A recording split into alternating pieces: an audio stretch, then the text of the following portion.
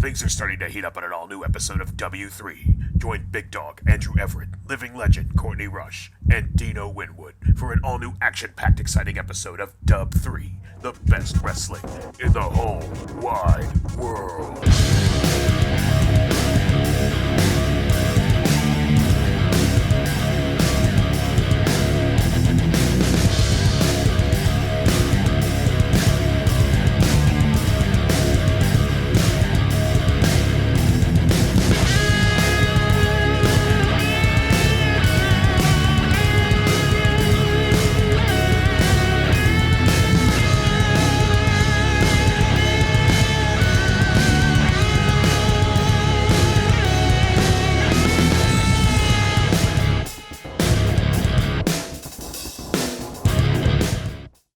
Welcome to another edition of W3.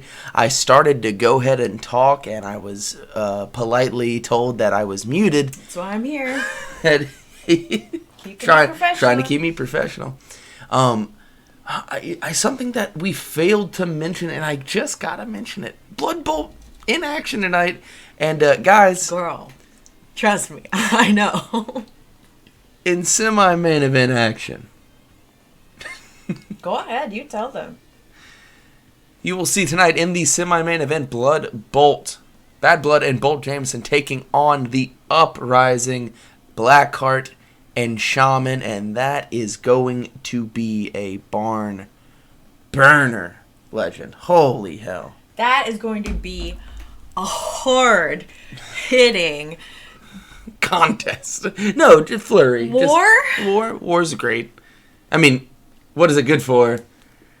The fans' entertainment, that's what. Uh-huh. Blood Bowl versus Uprising, two of my favorite teams right now in the W3 who are just going to leave it all in the ring and beat each other up for our entertainment. Yes, I'm very excited for that. And that's just the semi-main. The main event, we still don't know what it is tonight. We'll hear after match 2. We will have word with Major Tom. He's going to let us know this announcement that he has regarding his match tonight and who he will be facing. It's not a title match, that much I know. But our champion is a fighter, and he wants some action tonight. Exactly. And of course, we always get things started with the finesse side of W3. This one's going to be quite the definition of that word. Prince Pajaro taking on one hot Gemini. Both of these guys very capable in the ring, outside of the ring, from the ring. Incredible competitors here. Prince Pajaro edging out one hot Gemini. Maybe a little bit of speed, but he's giving up a significant amount of size. One hot Gemini, 6 foot tall, 5'11" on a bad day, about 220. He could be a heavyweight if he wanted to. He'd have to eat one extra little tiny meal a day. This guy is a heavyweight through and through, and he can keep up with the lightest here in the junior heavyweight division. Prince Pajaro is that lightest competitor other than Black Widow. He's giving up about 40 pounds to this guy. It could spell trouble. Again, he is known to catch people out of order with a quick roll-up, but can he catch one hot Gemini, legend? Well, okay, in the short answer to your question, yes. The long answer to your question being, Prince Pajaro has made a bit of a career here being a momentum stopper to people who have come in with a hot streak, who have come in and taken everyone's attention right off the hop. He did it to Aztec Dragoon, and he could easily do it to one hot Gemini here tonight. Now, that being said, Prince Pajaro, I promise you, would love to have the kind of hot streak that Gemini has right now, that Dragoon had on his trajectory coming in. Pajaro's been very hot and cold. Yes. He can't seem to get a real momentum going. And if he really wants to make a name for himself in the junior heavyweight division here, batting 500 isn't good enough. No. You need to stand out. You need to make an impression, and you need to start getting the office talking, get the fans talking, get everyone wanting to see more of you. So Prince Pajaro could really use this win tonight to stop One Hot Gemini streak and start his own. All right. I personally think that One Hot Gemini is just too fast of a rising star. He has the size, has the power, and he has that agility that is almost unmatched. Pajaro's got him on the agility, but that seems to be just about it. I hope you're strapped in, ready for a great night of W3 action. Here we go. Prince Pajaro, One Hot Gemini. One hot opener, if you ask me. Well, I didn't. Ooh, tier 1 subscription. That's 3 months. Splash. Star Eagle.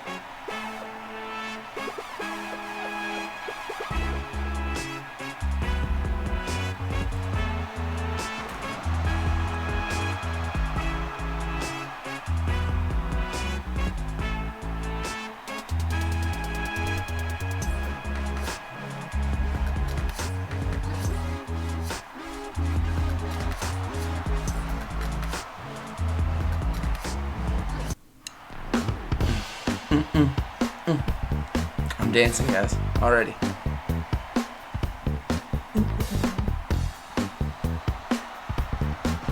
Look at this guy get down. He is one cool guy. I can't even. Dino's got it on lock. I can't give you that, chat, but I can give you my take on just the athlete that One Hot Gemini This is the best part. Oh my god. That keyboard comes in. Oh.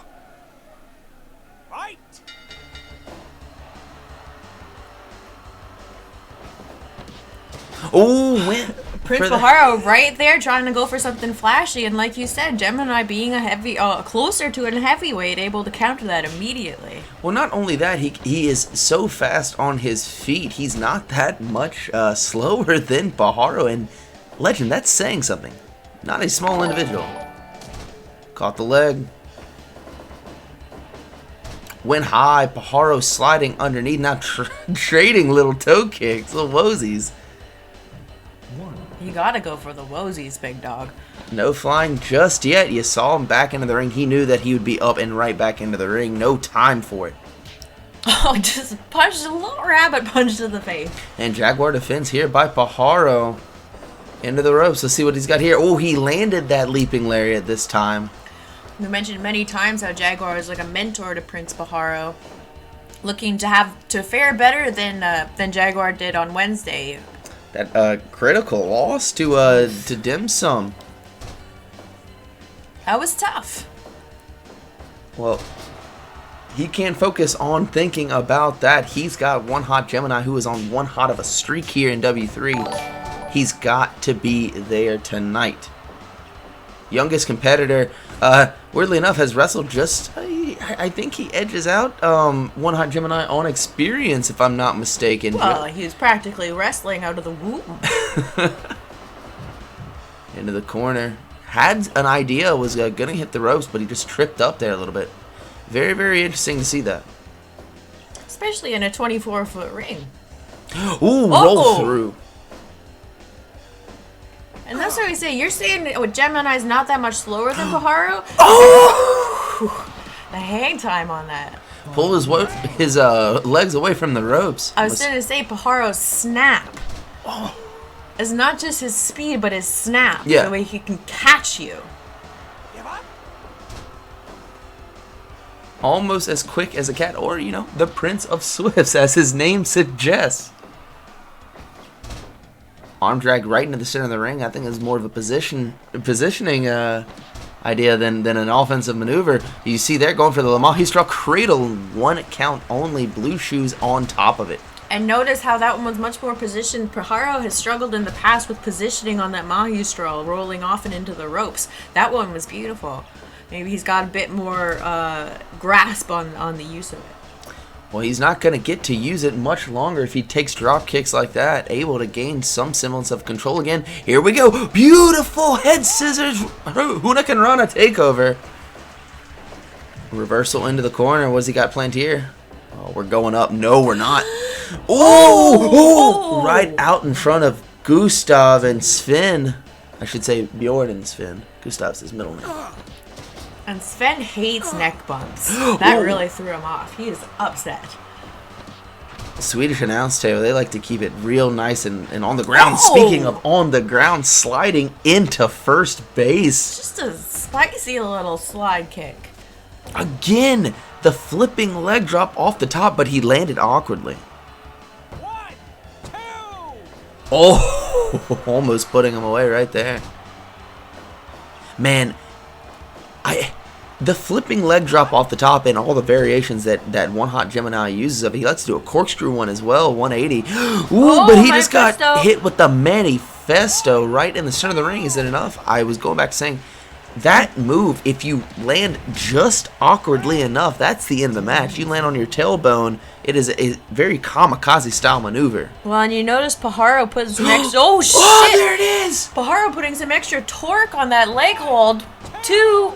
Oh, maybe hoping to take away the top rope offense from One Hot Gemini.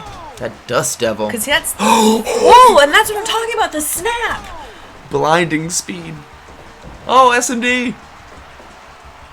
Oh my god.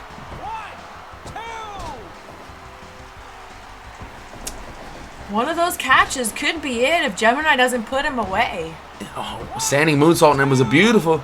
Oh, almost got it done.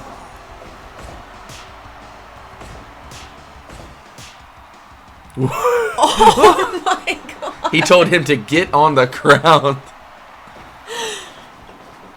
Caught him with a drop kick. He is in a precarious position. No respect for our youngest competitor. That is the fourth. That's it. Ties That's him up it. tight. 2. Pajaro, not done yet, has something to prove in this one. Anyways, we speculated on the newcomers here in the W3 be acting a little bit disrespectful to our more tenured competitors. Gemini using that to the unknown back of the predicament head. that the unknown didn't take very kindly to. Oh, had his arms crossed Oh my up too. Is this God. it? No. How is How? he? This kid has a lot of heart. We are seeing him being made tonight. Springboard 450, and it was a gorgeous. Is he gonna follow it up with a? He's up. He's up. Gemini is here to teach us that he is arguably one of the fastest guys here, even No amongst way. a roster filled with Pajaro and Dragoons and... Donkey punch in the back of the head. Oh my god, I did not know what was going to happen there. Is it enough? Is it enough to get him Stacked the them win? up tight. It is! He caught him right in the face with that one.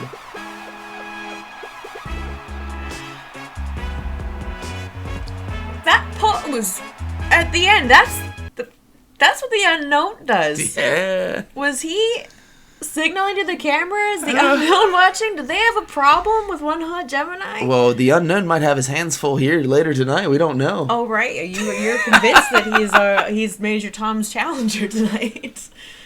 Well, stranger things have happened. Stranger things have happened.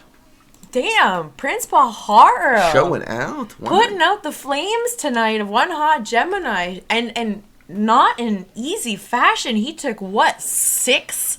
Tumbleweed, Dust Devil, Dirt Devils, whatever he likes to call them, those flipping leg drops over the top, off the top rope. That is a Springboard lot of 450. damage coming down on top of you from the top. That springboard 450. That was... You got to think that it might have messed him up a little bit. Though, like I had talked about before, his Pajaro's pretty durable.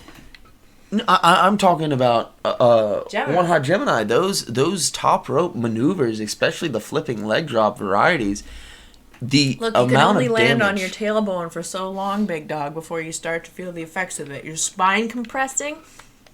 They say, they call them high-risk maneuvers for a reason, and it doesn't mean like short-term high risk. It can also mean long-term high risk, because when you're coming down on your knees, on your tailbone, on your shoulders repeatedly from that elevation, I mean, you're doing damage to yourself in the long run. Here's also something to take into effect that why not Gemini got some cakes on him. He's got cheeks for weeks. Oh, you're saying he built up some protection padding. Yeah, he's got some padding. All right.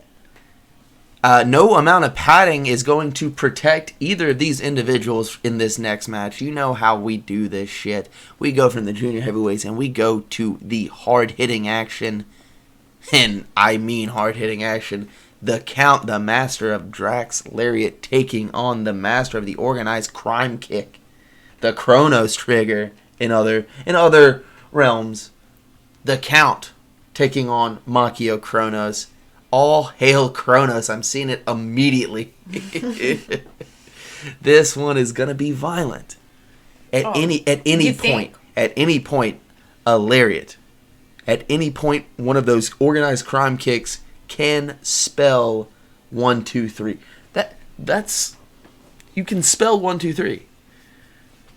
Yeah, it takes a lot longer than just counting it, but luckily It's the very Count knows a thing or two about counting. Yes, he does. You notice he's got his partner Mathematician. Grizzly in the corner. What? You notice he's got his partner Grizzly in his corner tonight. Grizzly has a match later tonight in that fight for the 5th, the heavyweight fight for the 5th against Executioner. But as we've seen multiple times here in the W3, our tag teams are tight. They work Like a tiger. They work together. You're not just a tag team. You are brothers. You are partners. You are roommates. You're roadmates. You live together. This is your life. So it doesn't surprise me seeing Grizz out here backing his partner, his best friend, his brother out here in this match because Machio Chronos could definitely use a second pair of eyes on him. He likes doing things his way. He's a killer. Yes. Let's put it that way. That match. We don't mean that. That is not what we meant. Has a killer instinct in professional wrestling. We are not. No. Well, let's use it in a word. That than match killer. he had. Yes. Hired gun. No. That's not any better. All right. That match he had with Wu Fang was incredible. But I'll say the amount of times that throwing that boot, that organized crime kick, is one thing against someone who's the same size as you. The Count is a fair bit taller, and that's going to take getting that boot up just an extra couple inches and throw you off balance if you're not used to that. Kronos is going to have to make sure he's throwing those kicks hard. And he's going to have to be willing to duck and cover Absolutely. at any point. Avoid the Drax Lariat at all costs, but I will say it wouldn't hurt if Kronos had a silver bullet loaded in the chamber when he pulls that Kronos trigger. You are 100% right. That was nice. That was good. Thank Whew, that was good, guys.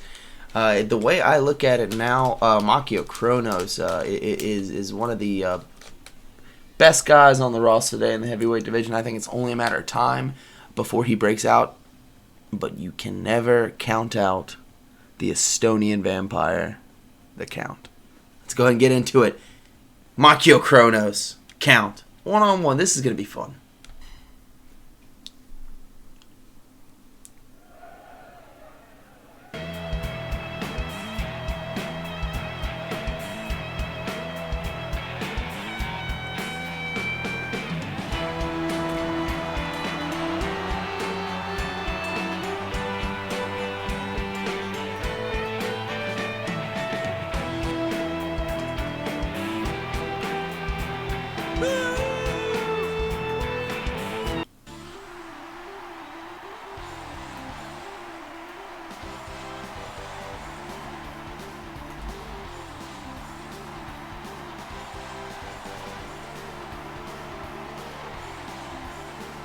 You say it!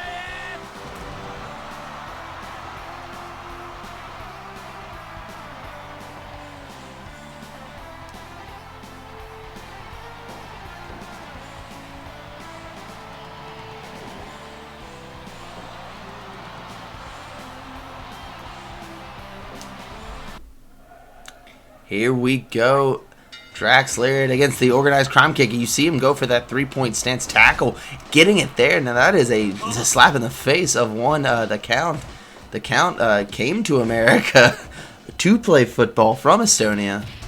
Great back. Really? Yes. Yeah, very interesting way to into American sports. Oh, very talented athlete. Played on the defensive line where he patented that. Although I guess it depends on how long he's been a vampire. He's probably had centuries of practice. No, he's a side vampire. He's not an actual vampire. He likes to associate himself as a it's Kronos again going for that it's tackle. a long thing.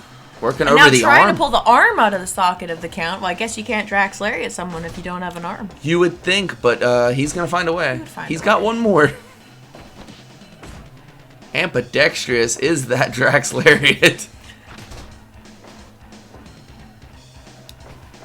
Into the ropes, going for it early. No, just throwing his entire body at him.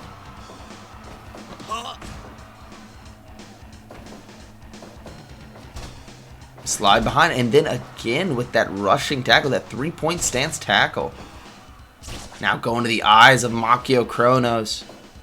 Oh, face first to the knee. He's going up to the top. Oh, too much time up there. That's a mistake you can ill afford to make in this type of match. 1, 2. You get caught by either one of these guys trying to pull something fancy, they're just going to punch you right in the face. Speaking of punching, Ed, you see that clubbing blow to the back. No matter how many times you hit the count, all it takes is just one of those sweeping clubs to take you off your feet. And out, for a week or so. Lands you on Dream Sleep is what it'll do for you. Dream sleep. Yeah. I was just going to go with it and hope you didn't notice. Nope. Drops the knee on him real close into the corner. Grizzly looks on. He's got one of the Oh! most important nights of his career thus far here in W3 tonight. We'll see him in action later. Now they're just trading those dirty tackles. And then again, just that overwhelming power, the club to the back. Oh, I hate when he does that. Oh, shit. Knee directly Elevated under. nap time. Oh, no. I think that threw Kronos off, too. Oh, Never mind. He's fine. But this is not going to help if Robin Charleston isn't there to find out if Count's giving up. I don't think he would be this early on. Not but this still, early. Get out of the way, Robin. Robin Charleston, It's match 2. oh man, maybe another one right to the front of the face in the mush, and he's gonna line up for an organized crime kick. 1, 2. Ooh, almost making short work of the count. Oh, I didn't know what to expect. I thought we were Yep, I thought we were seeing it. about to R.I.P. Kronos. Rest in pepperonis. 1 Kronos. Oh, Well, that's what happens if the Drax Lariat catches you. pulling him up from his hair. Oh, going below the belt. Oh, going above the fucking chin. Whoa! I guess he didn't take kindly to that. Trying to crawl to that rope as Grizzly looks on. Holy shit, it really was out of nowhere. Dragging it back to the center. Oh, That shut the shit. fuck. That step over face lock. Oh, dumping him on top of his head. Ooh, Surprised to see him not follow up there. oh shit. Oh!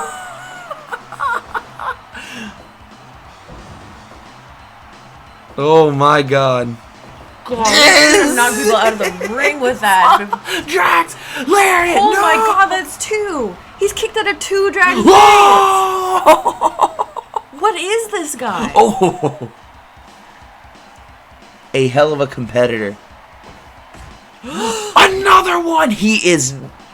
He's His looking lights have to be behead rolling on the dim. count tonight. It's locked in. That's it.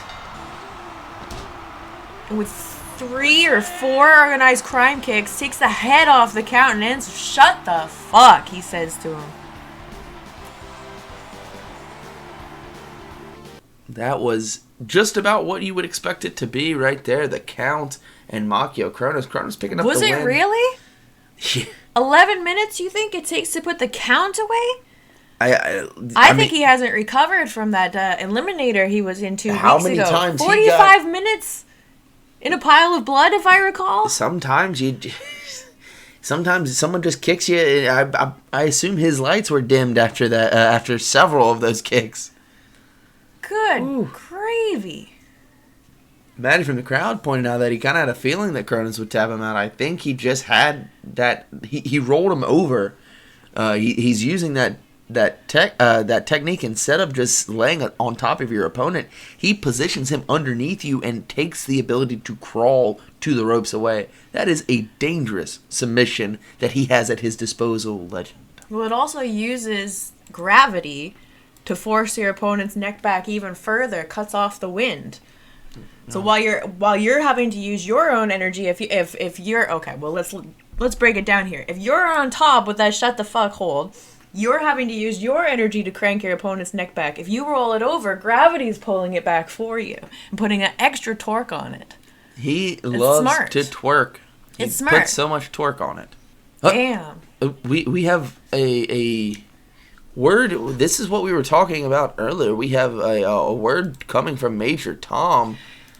We're going to be bringing Major Tom out to the ring, and he's going to let us all know live. We're giving this guy a live mic? Yes, we're giving Major Tom a live mic. It seems like a great idea to me. No? I mean, last he's called people perverts. It'll be fine, I'm sure.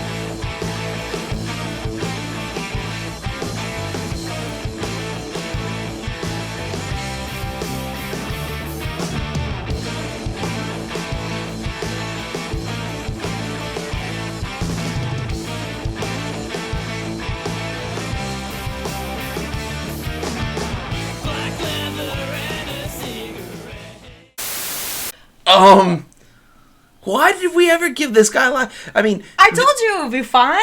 But yeah, everybody. So you're telling me it's Major Tom taking on Wu Feng, taking on Hannibal, taking on Shogun, taking on Sumo Joe. That's what it sounded like to me, Big Dog. It sounds to me like Major Tom wants to take care of everything, all of his business, all at once. And if you look back at everyone he mentioned there, Sumo Joe is still the #1 contender. He has a rematch for the World Championship. Wu Feng, the one who beat him in the original heavyweight championship tournament to crown the inaugural champion. Hannibal, who beat him in the Great American Deathmatch tournament and beat Sumo Joe in the exact same fashion. And Shogun, who had a victory in the wars between Major Tom Shogun and Sumo Joe to determine who would be the #1 contender. All of these men are Major Tom's past. You see what he's doing here is he is solidifying his reign as a champion. If he defeats them, that means he moves on and there's no argument as to whether or not he deserves it. I also think he just wants to fucking fight everyone. I think you might be looking too far into it. No, I'm just saying it's a great idea, and it gets him to fight everyone. It's win-win Major Tom. Oh man! And if he wins, like he said, he chooses who his next #1 contender is, and if one of the other guys wins the match, they're the #1 contender. This is exciting. Oh, well, we have so much more action to get to. Our first tag team match of the evening, and this one's gonna get violent, and it's gonna get violent from the opening bell. There you go, chat. There's your team. Well, I told you I saw them in the building tonight, and there we are. I'll put it back up for a second. I am told that they are here in numbers. You're gonna see the whole Chee Dynasty here. They're gonna be accompanying them to the ring. That's wasn't expecting that, honestly. As of recent, maybe things What, have having been them all patched. come out there? No, that's a very good point, because as of recently, ever since Blood and Steel, we have not seen the Chee Dynasty as a unit, as a team, as a stable coming out here together. We've seen Date Candidate with Pajaro, we've seen the brothers out together, but they haven't been cross-supporting each Yes. other, if you will. And for them, for their sake, this is definitely good to see them being on the same page, them back out together. Now, for the state of W3, I don't know if that's such a great idea, because maybe I feel like things were a little bit more manageable when they weren't exactly talking to each other. If they're all back on the same page, that spells trouble for a lot of people. But I don't know if that lot of people includes Mega Meat and Dr. Frank. I mean, it's straight up Mega Meat and Dr. Frank, otherwise known as Frankenmeat, just now starting to get on the same page. They took a liking to one another. I don't understand what's going on in their minds. The simpatico relationship that they might have that would allow them to have success in the tag team division, otherwise stacked tag team division. Day by day, this division gets stronger. But Meat and Frank as a team, that could go somewhere. It's dangerous, straight up dangerous. And they're in there with a couple dangerous people themselves, and they keep dangerous company. The entire Chee Dynasty out here in numbers. I don't like the look of it. I don't like the chances of Frank and Meat, but I'm sure they don't give a shit. I'm sure they don't give a shit. But when you have a dangerous group like the Chee Dynasty looking over across the ring at you, consider the fact that Dr. Frank is a doctor. He is a smart guy. He's a genius. He's coming in here with a battle plan, and he has a questionable human Rottweiler as his partner. Yeah, so, I think he's definitely thought this one through. Well, it doesn't matter. I know Mega Meat hasn't thought it through, but No, he doesn't have to. No. Mega Meat and Dr. Frankenmeat taking on Punch Tekka and Date Kin of the Chee Dynasty. Let's go ahead and get these guys out here. I predict weapons will happen. I predict blood. I predict violence. There's a bone shiv that Mega Meat likes to use. Oh.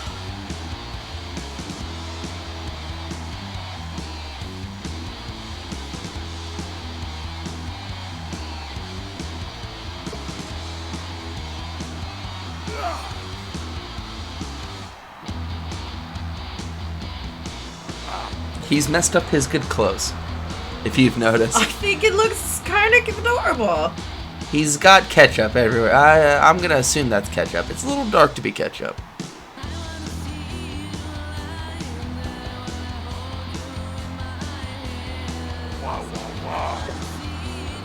This song's fucking metal. Mr. Statman with a subscription. Thank you.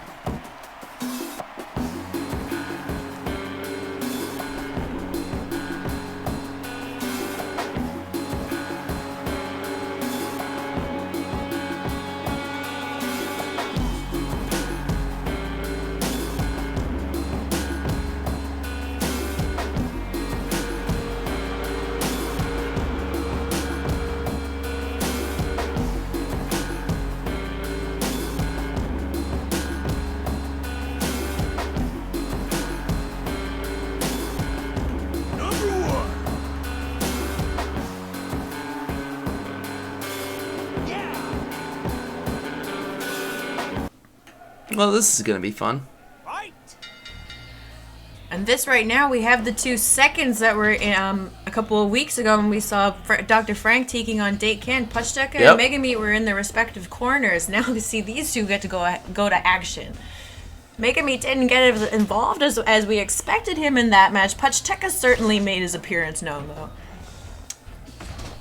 And an appearance, yes, indeed. He made sure things went his way. Absolutely. Well, and you see the Chee brothers at ringside there. You know, Kim's not afraid to get involved either. No, there's a chair already in the ring. And he did get his arm just gnawed on there, so that's a good start.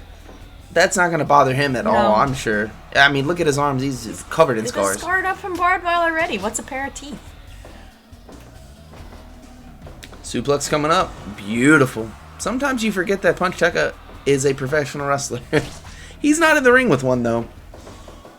No, he's going to be using all his dastardly tactics in this one. There's a second chair in the ring. They are making a Wait, pile where did that of come chairs. from? I assume one of the Chees.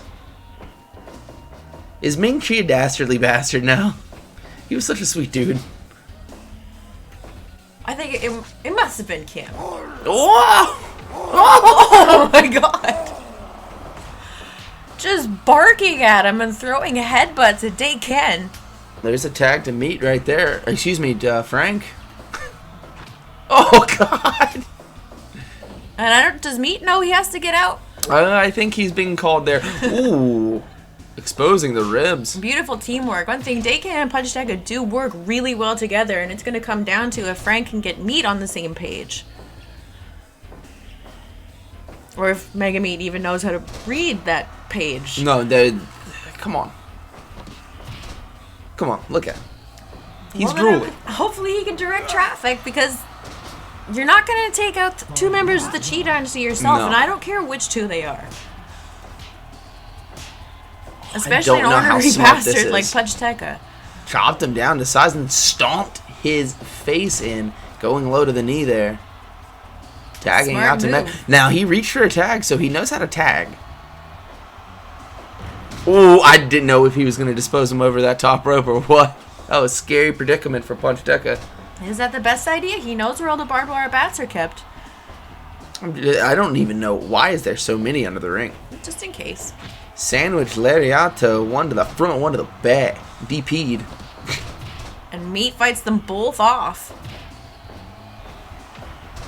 Just pulling his headband into his own skull. You think Oh, no. Oh! He's tagging out immediately. He's like, nope.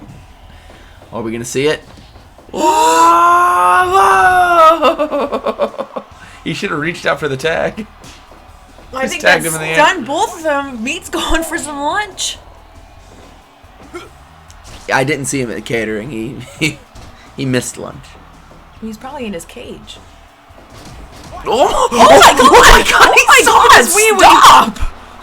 my god! Repeated stomps of the pee-pee.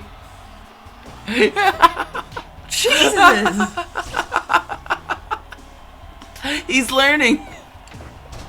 I Wow, know Punch Tekka is kind of a bastard, but you don't need to take away his ability to breathe. Oh my god. God!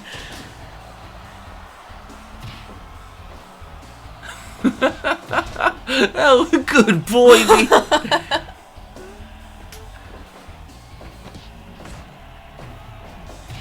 Again, using the teamwork, exposing the ribs of Dr. Frank. It's great communication. Ooh! Frank getting himself out of a sticky situation. Headbutt to Dr. Frank. I'm surprised that worked. Running elbow drop. Beautiful. Right on the money. Dr. Frank has a brain. I see. I'm just not. He's incredibly. Have you ever even tried to have a conversation with him? No, he just grunts. No, the guy's a genius. Just because you don't speak his language. Maybe I don't. Shit. In the corner, what does he have planned here? Ooh, getting God. a big running start. Oh! Oh! Mega Meat, he's obviously gone through obedience training. I don't think he knew he could reach out and grab him there. Oh, shit! And he's busted open. Oh, he likes it. He's fine with it. I mean, he has bloodstains on his tank top anyways. Well, sure, but I'm just worried. He must have caught his face on Punch Tekka's shoulder in that cutter. Jesus And he's just running his head into Punch Tekka's head. He doesn't give a shit. He should start! Oh, fuck! in the middle. Who could get there first? Oh. I don't think Dave Kim was paying attention. Look at him. Look at this spectacle of a human being. Oh! I think Oh, and there we go. Oh, Timely you son interjection of a from bitch. Ming Chi saves Pajaro from getting pinned there after that splash from Date Ken. Hey, did Megabeat actually pin? Is that the first time he's pinned? I think so. He's learning. Good Oh, for got Frank. him. Oh, he's getting one now, too. Oh, nope. Tree of Lawrence and just stomping him. All that blood pooling underneath the turnbuckle. Oh, here we go. Yeah, we've got him in the right side now. Oh, bleeding out in And that corner. falls knees first onto those chairs. Very, very noticeable. I guess Good trying call to there. put this dog down. Oh. And Pajaro just fighting everything that moves Oh, here. here we go. Oh my god. Oh. Oh, I thought Dake was gonna. Whoa. I thought he was too. Decided not to.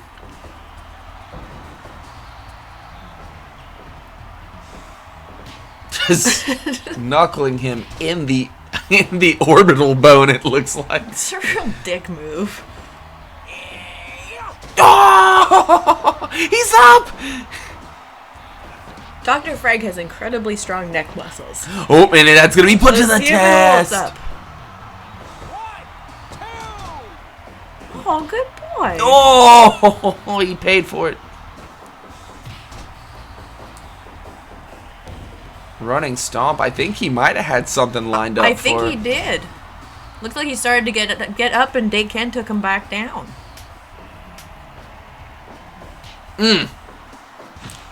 Sandwich lariat there.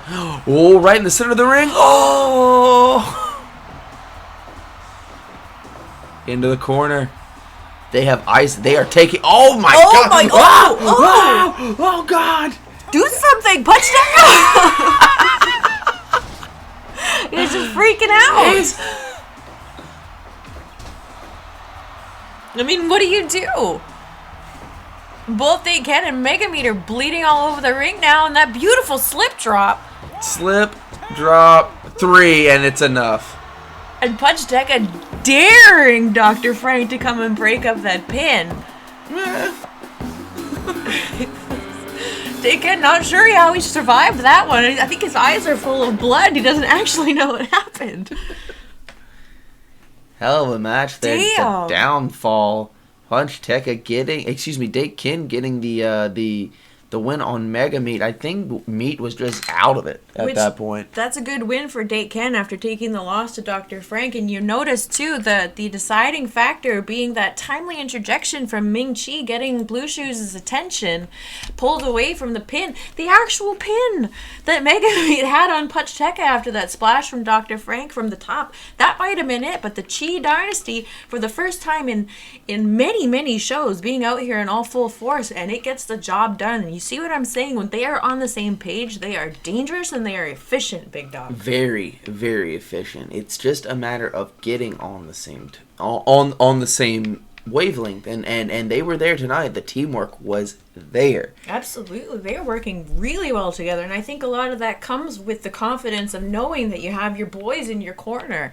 When you have dissension in a team, if there's any sort of issue between any team members, it causes ill feelings, it causes awkwardness, it causes tension, and it causes a lack of confidence. Seeing them all out there together, you could see the confidence boost in both Pajaro and Date Ken, knowing the Chee brothers were there for them. It's a dangerous confidence boost, I will say. Very, very. Speaking of dangerous, we could have a riot on our hands here in this one. Nexus Omega, nowhere to be seen. I'm sure Dim Sum I think he refused to come to work today because of this match. is going to find him. I'm sure of it. He's probably sitting there waiting to throw a chair because that's what he does. AKI Man, coming off of a win this Wednesday in the Junior Heavyweight Eliminator, getting his shot at the 5th-ranked gatekeeper of the Junior Heavyweight division at this moment in time, Dim Sum, everyone's favorite wrestler. Now, AKI Man has Midnight Pirate comes in with an 1,000 bits. Says, sorry I am late. I had a hard time getting in tonight. Wonder why? Just because I am sticking. just because I am sticking up for Brick. Brick What? was screwed. Kick his ass, AKI Man. Are those behind Brickhouse, are the bricklayers being banned, being shadow banned from this broadcast? Don't you dare shadow ban them. Who's keeping them out? No, our voices need to be heard. Hashtag hire Brick. What are you doing, Tim? I know that he's behind this. Don't look at me like that. The slimy little... he's still got his hands and everything. Somehow he's still got pull, and I don't understand how. How is he getting his way here? He's up to something. I know it, and it's making me insane. Okay, focus. We got a match here. We've got a match here. And it's for the 5th rank in the junior heavyweight division. It's for the 5th rank in This the is a fight junior for the heavyweight fifth. division, and this is a big deal. This is AKI Man, who has been fighting through the atrocities, the Yes. indecencies, the just sheer cruelty that was done to him and Brakowski by Tim Curtin and his little minions, and fighting through and spearheading this hashtag hire Brick campaign. You saw him passing out flyers in the back. You saw him leaving flyers everywhere in the locker rooms and the dressing rooms. He's making sure that these injustices are known. He's bringing light to everything that's gone on here, and it's sooner or later you're going to see people are going to be joining this cause.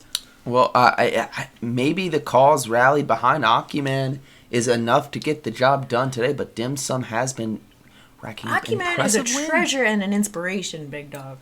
I don't think he has it tonight. I think his mind's somewhere else, and I think Dim Sum... I don't think I think he's after- more focused than he's ever been, and he has to be against Dim Sum. Like we say, that hood rat clutch is dangerous, and it doesn't look like much, but the way it torques your neck as he turns you over, it is critical to AKI Man in the past, and if he's not focused today, that is going to be the end of it. Oh my God! Are you ready to get in this one? Absolutely, let's do it. Fight for the fifth ranked junior heavyweight spot on the line. AKI Man taking on the dastardly one, Dim Sum. He's kind of dastard. He's a dastard. Oh.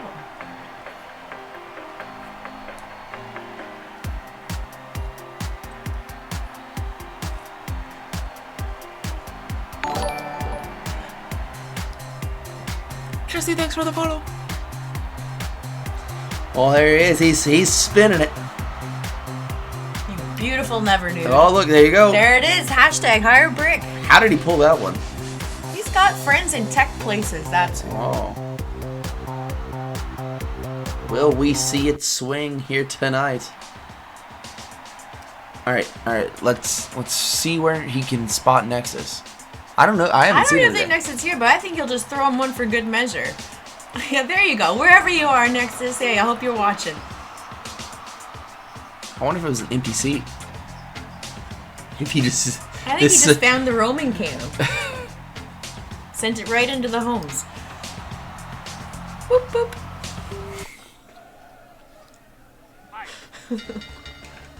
Here we go. Tessa's strength, Dim Sum powering him down, then giving him that nice little Jaguar trip. Dragging him away from those ropes. Don't know what he had in mind there. Oh, directly to the eyes, but he's got that shield over his eyes. The mesh in his mask. I do want to point out, Big Dog, you were saying you were thinking AKI Man's focus is elsewhere, but if that was the case, I don't think he makes it through that eliminator on Wednesday and gets to this position he's Very in true. now. AKI Man is focused, AKI Man is ready, and AKI Man is bringing the fight to the W3. I don't know if he was ready for that backdrop suplex. Dumped him right on the back of his neck. He's making a quick recovery, though. Tiger bomb right there.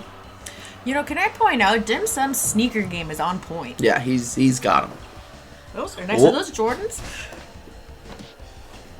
You mean Jefferson's?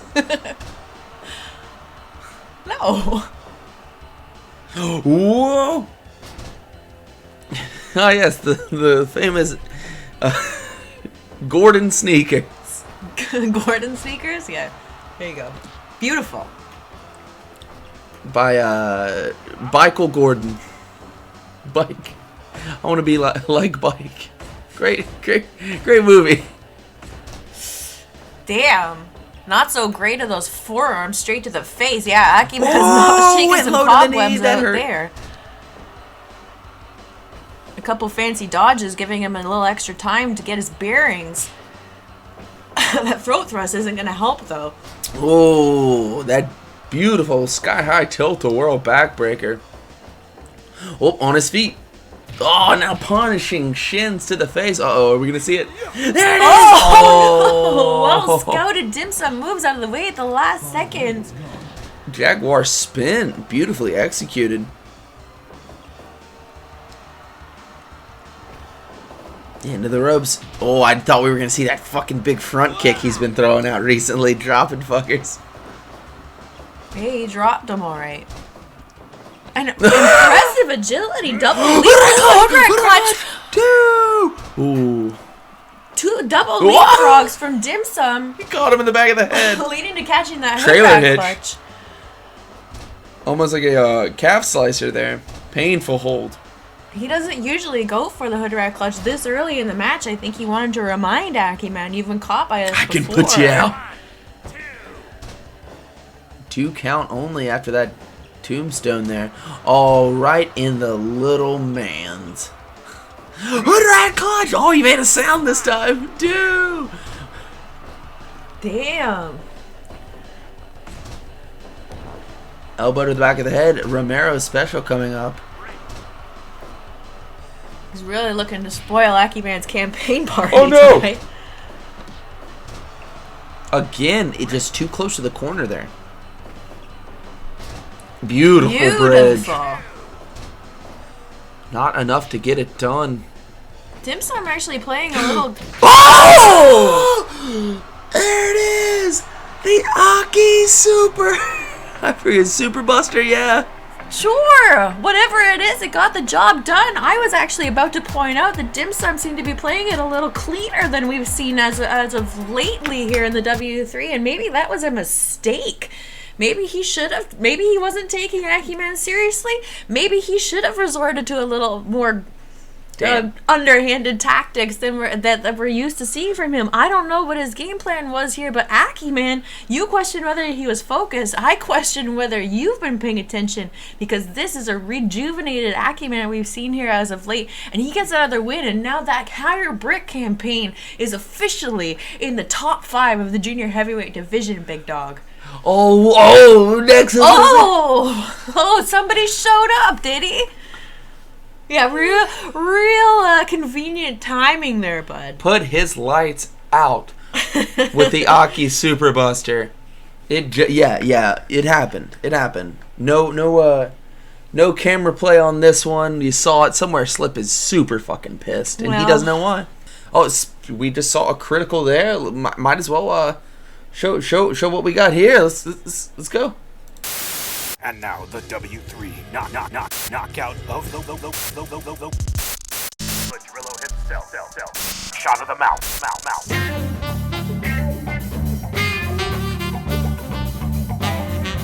Go. All to the eyes goes Executioner. He will do what it takes to win. Fucking critical there! He snapped that one off quick. For more extreme knockouts and other exciting moments, tune in to W3, the best wrestling in the whole wide world. They sneak those in on us real fast. This movement is becoming... Usually we do the knockout of the night on Wednesdays. That was the knockout of the night we played on Wednesday. But obviously this hashtag higher brick movement...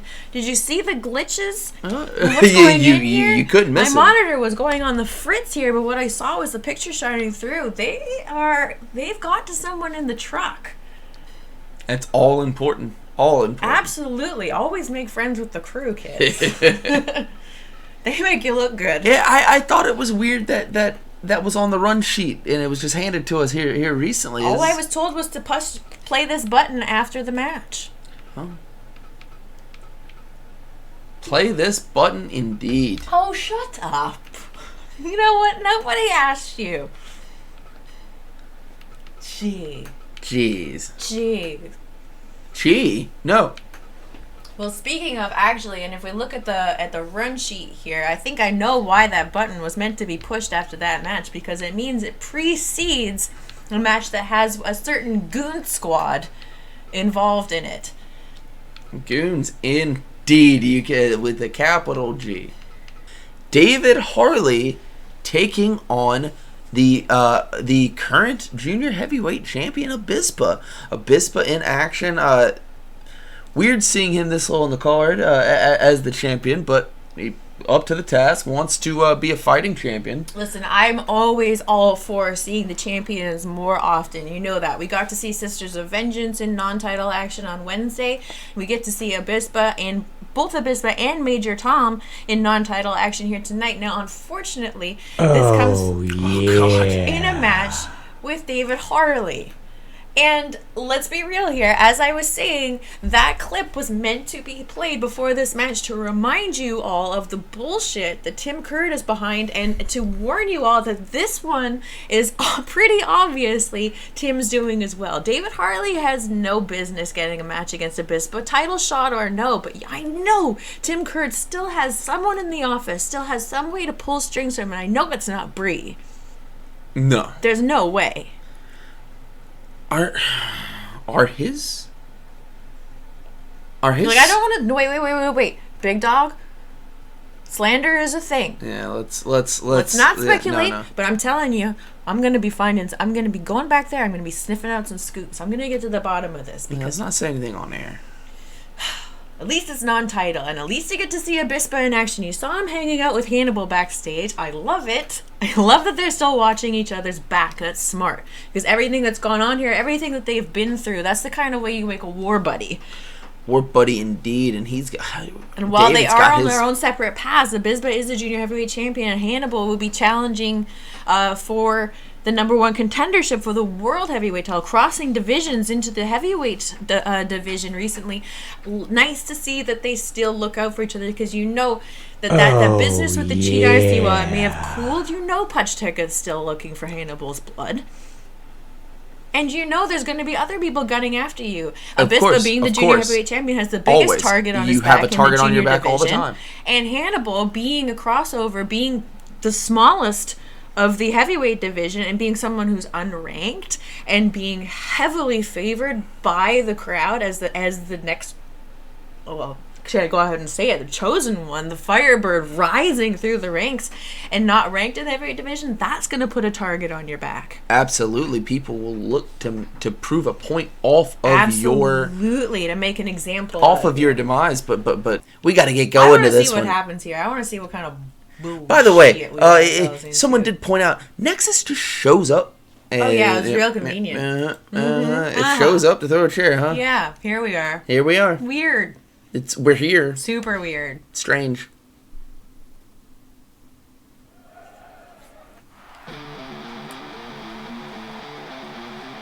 Isn't out there when dim sum loses. I will hold my judgment.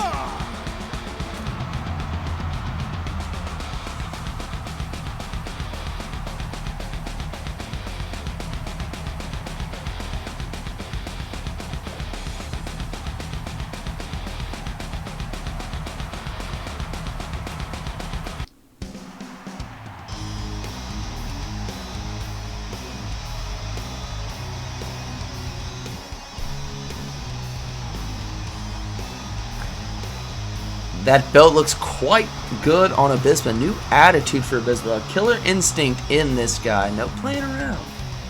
It looks like the belt is back home, doesn't it, Big Dog? In a sense, yes. A new Abispa, a new attitude, a new killer instinct, a new aggressiveness, and a new champion. We're very happy about this. Oh, we get the trumpets for this one. Trumpets.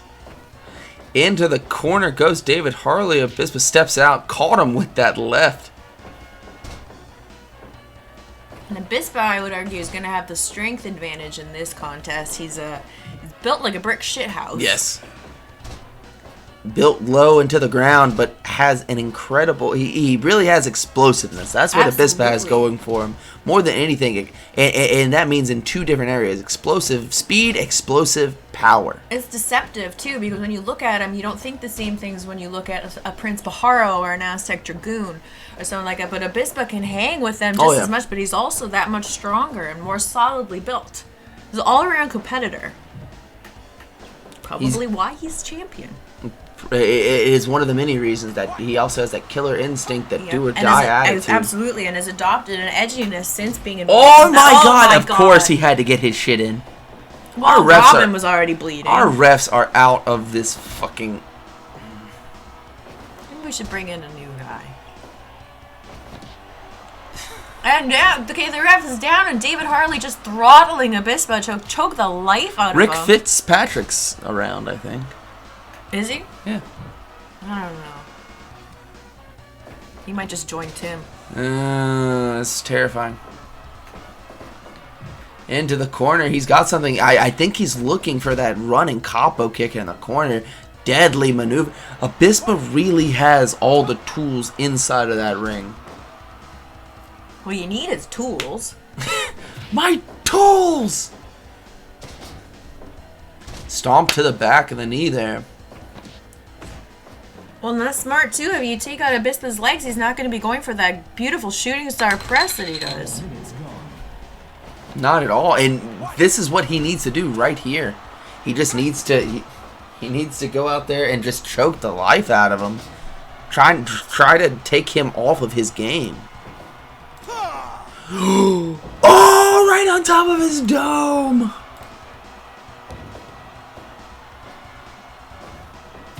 Shot to the midsection. Now pulling him away from the ropes. Maybe creating space for something here. But Harley going immediately to the choke once again. Blue Shoe's on top of it. He's had enough. Well, it's not the first time Blue Shoes has been bleeding before. He knows how to do his job. Into the corner he goes. Stalking him down. Oh! And that saucy little look of Tim Curd after combo kicked David Harley. Maybe saying, go ahead, think about it. Oh no! His little feet kicking. Reverse that one, dropped him right on top of the mask. He sidestepped that drop kick quick. Just enough. Ooh, ooh, no! We've seen him win a couple matches with the Hurricane Rana reversal. Abispa does like to go for that Abispa bomb. Wow, Drew Pez press. Oh, I don't know that guy. Drew Pez? Great wrestler from yesteryear. Brainbuster. Sweetie Chakra. Oh, it's not the same. That's why I didn't do it. Stomp to the midsection after laying him down. Oh! He was a little nicer to him than I expected. Hurricane Rana roll through. He's got that hook deep. Just a 1 count only. Oh! Thought maybe he was dragging him out for that moonsault. Nice to see that he did not go for that with a certain somebody in the crowd. Oh yeah, the extra stank on it. Abispa would do well to keep David Harley away from the corners here tonight. Oh shit. Beautiful frog splash. 1, 2. Can it get the job done? No. Into the corner. Ooh. The flying forearm caught him right under the chin. Abispa just Not pissed enough for off. anything more than a 1 count, though. Absolutely. What have you seen here? Oh, draped his neck God. over the top rope. Oh, you know it was coming. Get out of here! Oh, he hit it. He hit it. He's back up. That is our junior heavyweight champion. This is bullshit. Around the world and DDT'd him. God damn it. Damn it, Nexus.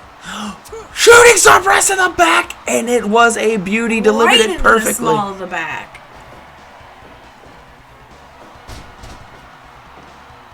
Oh Are you my kidding? god. That one, all weight, everything. Not like this. One, not like this. No. Whoa. Dropped him. Come on, Abispa. 1, 2. Ooh. These two are, regardless of however many chairs are going to be thrown to Harley from the top rope, this one is a good one. Abispa caught Harley behind the ear with that enziguri and then Rana's him. Look over there. There's 2 people. There's no way he could have gotten around that whole time. That beautiful roll through. Oh, Almost enough. Abispa just reversing his weight balance at the last second there. Rolled through on that Rana. I feel like there's two people. There's no way he could have ran. He got caught one, stacked up on his neck. Oh.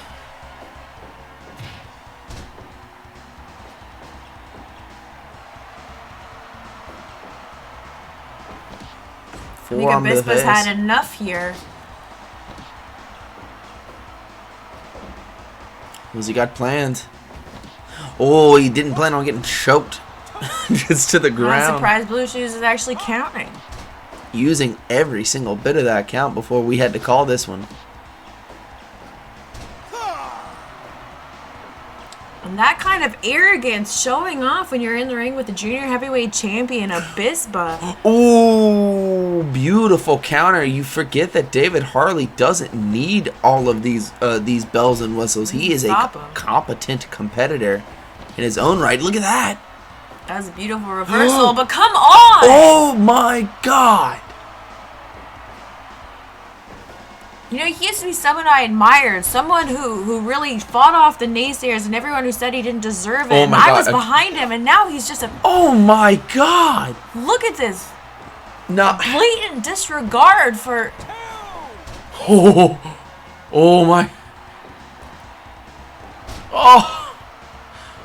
Has been Somebody quoted- do something. Has Somebody been quoted do as saying it was something. better when Tim Curd was in charge. Are you kidding me? This kind of bullshit? Come on, He Abispa. keeps kicking out. He keeps kicking out. He's okay. She's so proud. Too close to the ropes, though, and that you have to wonder if his awareness has been knocked out. But oh, 20 minutes gone. 1, 2, 3. and taking that second, he has had six or so chairs Yes, moonsaulted onto him. I would take a breath too. Shooting star press. Beautifully If you want to pull executed. that off, one, two. Oh. And Harley retaliating with his hands around Abispa's throat, cutting off that oxygen. Using every single bit of the 5-second count. What does he got in mind here? Off into the ropes. Ooh, kitchen sink. He's hitting with everything now. Oh, no. Chemical. No! He has a submission victory over the champion.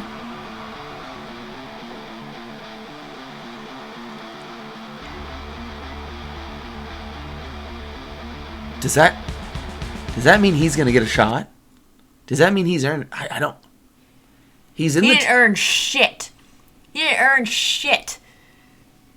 6 cheers worth of moonsaults onto our champion. Nexus, you piece of This is shit. bullshit. Don't look at me like that. I don't mean to be looking at you. Oh, yeah, okay, yeah. You see Tim look over his Nexus shoulder is over leaving. here? He's oh my God. This dude's leaving.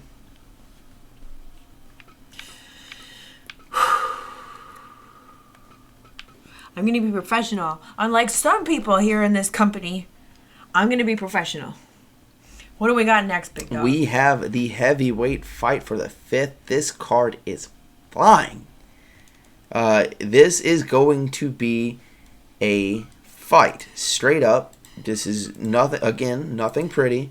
A fight, but this is for quite a lot of bragging rights and that 5th ranked heavyweight spot that is filled to the brim with the best wrestling in the entire wrestling world.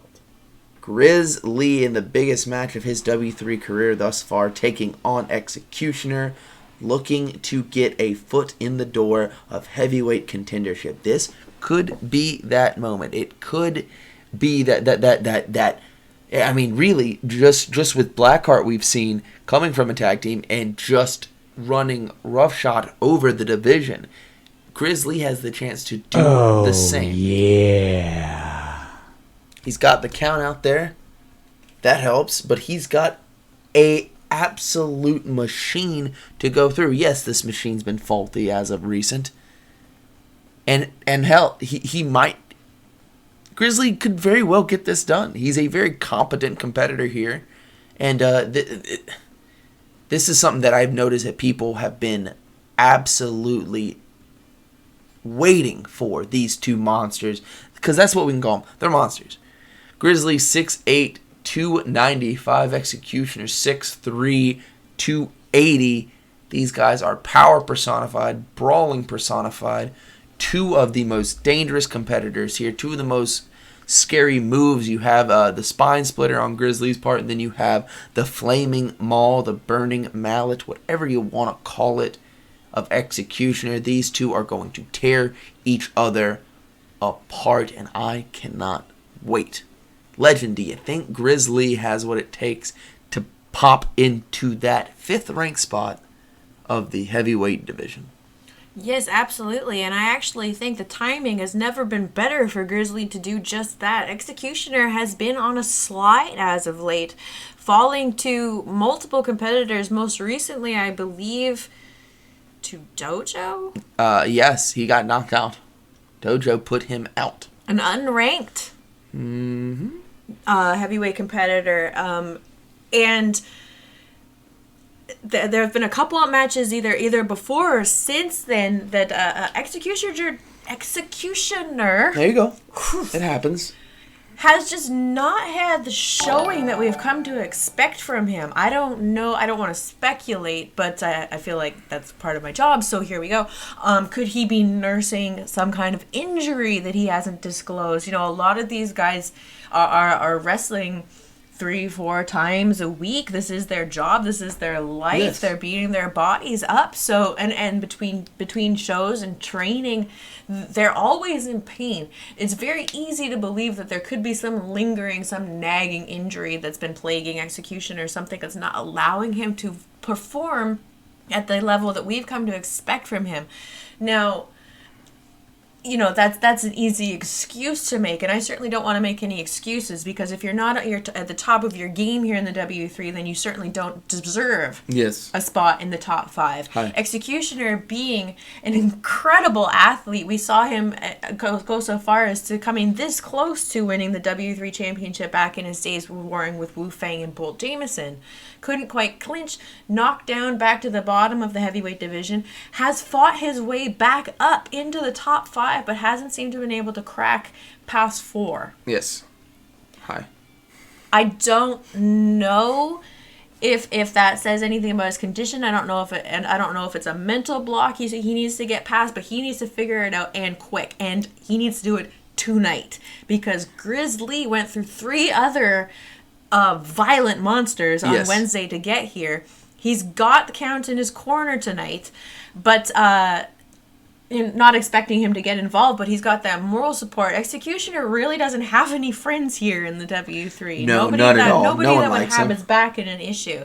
And I really think that if there was a time for Grizzly to convert, to make that move, to get into the top 5, this is it. He has his shot here. Like you said, the timing of this is perfect if he can keep the momentum rolling as Executioner is on the downswing. Welcome to the fucking show, because Grizzly and Executioner are about to put on a spectacle, a fight.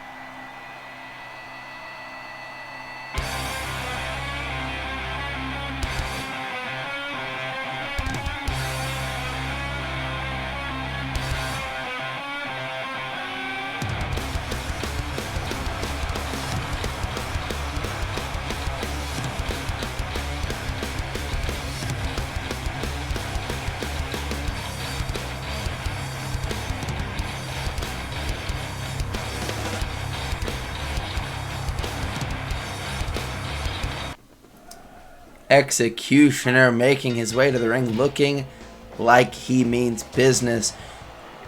I can't help but point out in chat, it was mentioned, remember when that music meant, it meant something. It meant trouble, as Nexus put it. It meant we were in the main event. Yes. He looks to be getting back to that spot, but he's got Grizzly a handful and then some here to get past. So you see, Oh, hey. so you see the count looking on. Of course, you know, I got to keep it unprofessional. Combination shots, 3 knees directly underneath that short rib. Into the corner, chopping the chest of Grizzly. Grizzly moving forward. It's not going to stop him.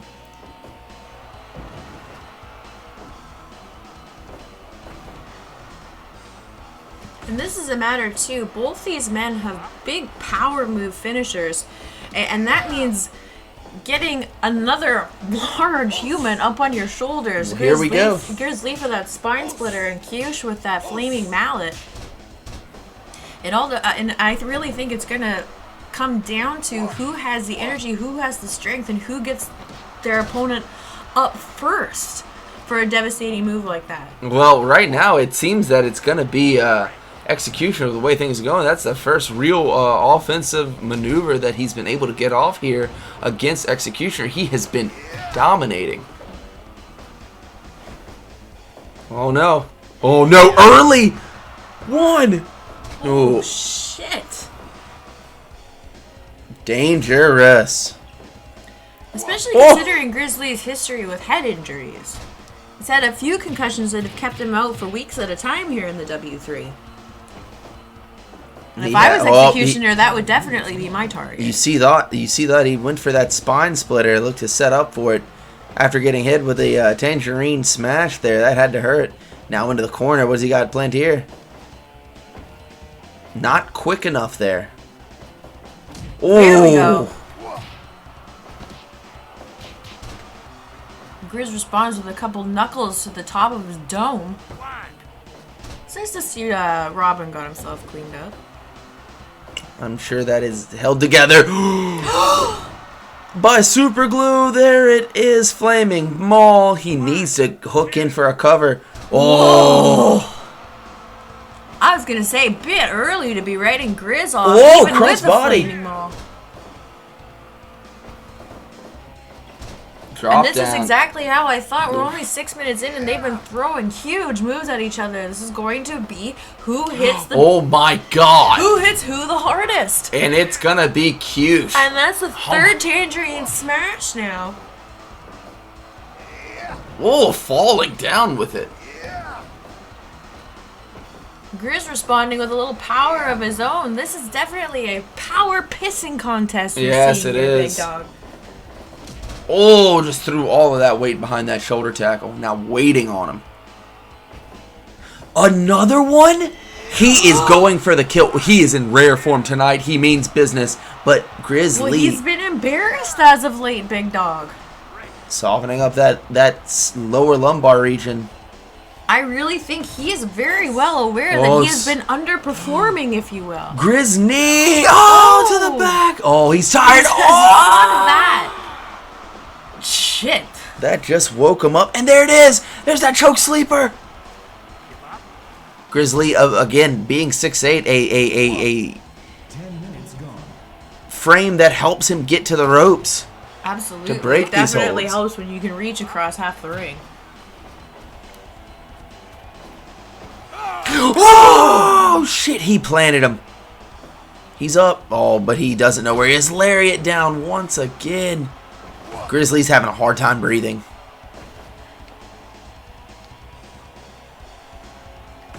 And pulling him right in front of his partner, maybe looking to get a little advice from There the you count. go. Again, going to the back. Saying this big fucker's not staying down, what do I do? Oh my god. Turning himself into a missile and then calling for... Oh, Letting us all know what he's got in mind. oh again.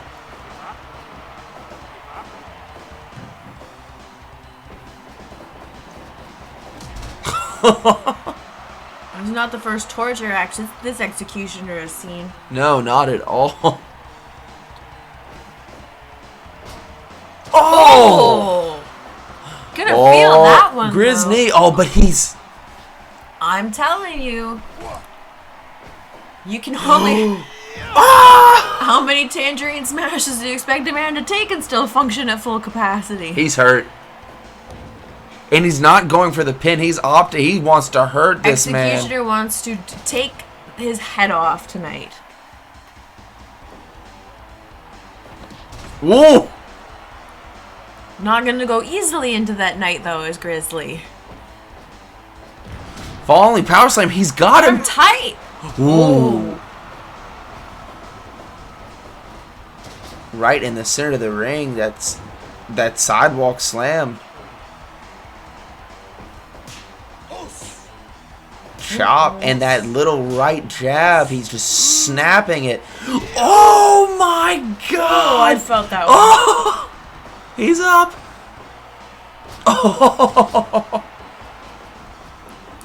Grizzly! He's back up. Tangerine. Oh my god! No! 1, 2, 3. Oh my god! How? How is he kicking out? Oh! 1, 2, 3. That right there is called a fuck you bomb. Good God.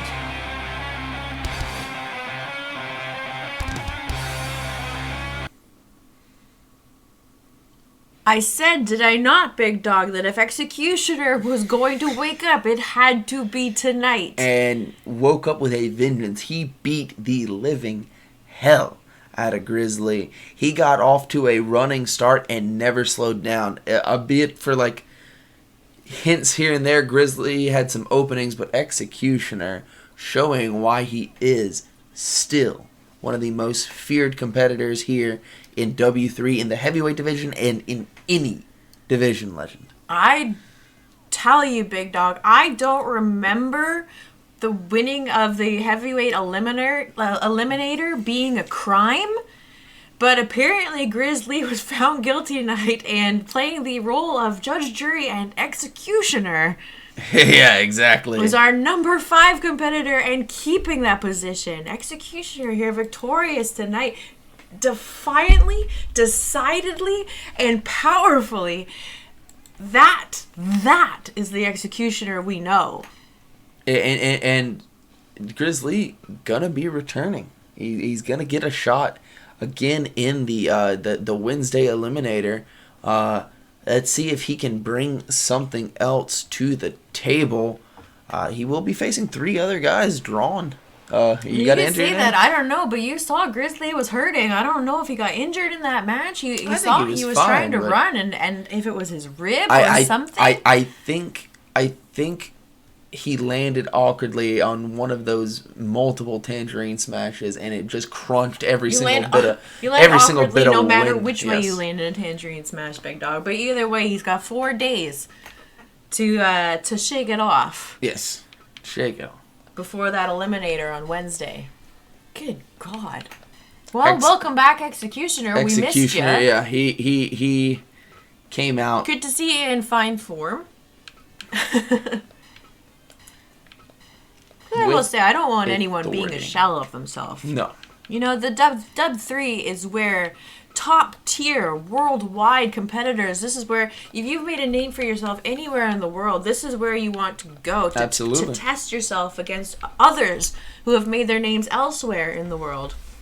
We see so many that came up together in different promotions, and they're all crossing paths here now in the W3. This is the top tier competition, and I never want to see anyone not performing at their best. Executioner is one of our highest level performers here in the W3 and one of our most violent, and it's really nice to see him kicking ass again. Yes, absolutely. He You can hear sees the chants. The crowd he loves sees them. Wu They're Fang. just huge. He sees Wu Fang. He sees Shogun. 2 former colleagues, 2 former training partners, turned bitter enemies. They are absolutely ready.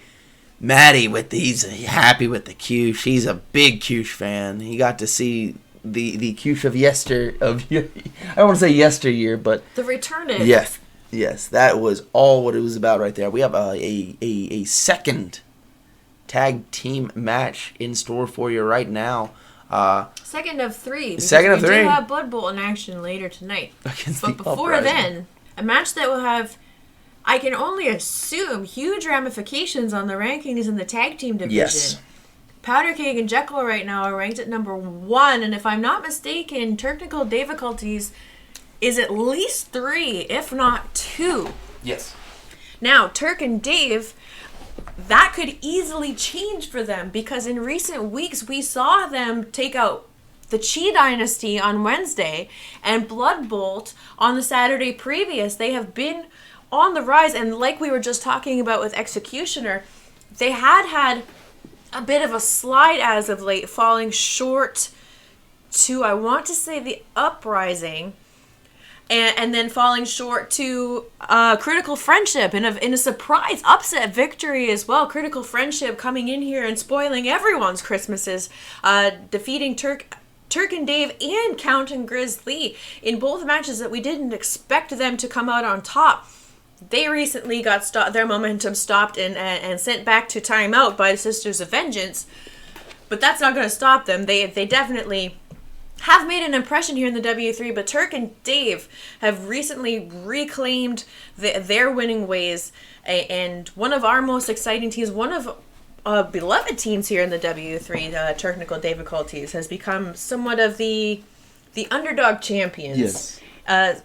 Similar to what Shaolin and Hanzo Man were in the first in the early years of the W3 tag team division, showing that they weren't afraid to take on competitors much bigger than them. And Turk and Dave are definitely fallen into that role, defeating teams like Saladin and Alibaba, like Blessed Brutality Alliance. Yeah, I mean, we have large gentlemen, and they frolic Absolutely, here. like Count and Grizzly, but Turk and Dave never back down and never show weakness. Now, Blessed Brutality Alliance not having the kind of hot streak that Turk and Dave have been on, but definitely Shortest still title reign in history. And in as I history. speculated on when that happened, that was not a testament to any shortcomings in their talent, but more so of the growing competitiveness of the sheer amount of talent that was now in the tag division that wasn't there when it was started, when it was a fledgling division.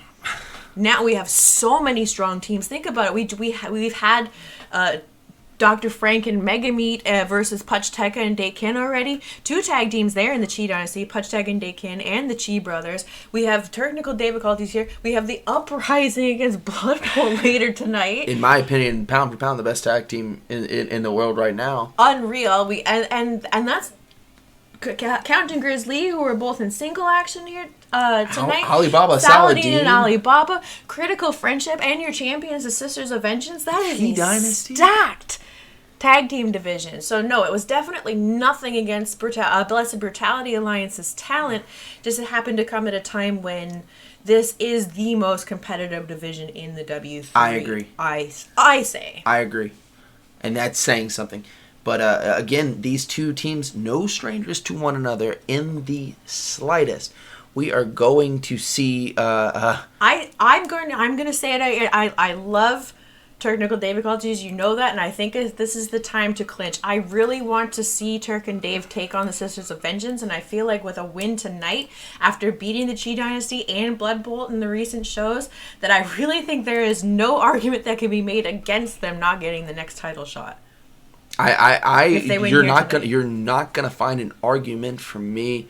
Both of these teams have multiple ways they can beat you. The technical prowess and the teaming ability of Turk and Dave is a match decider. They can close out matches strictly on their tag team abilities. Powder Keg and Jekyll will beat you into submission. They will beat you to a pulp. We've seen Powder Keg unload the nastiest, most violent snap power bombs here, and Jekyll himself, a fire hydrant of an athlete, can just overpower anyone here in W3. Scary teams for different reasons. But I have nothing more to say. We need to get into this. Jeremy has 100 bits on technical difficulties. He's betting money now.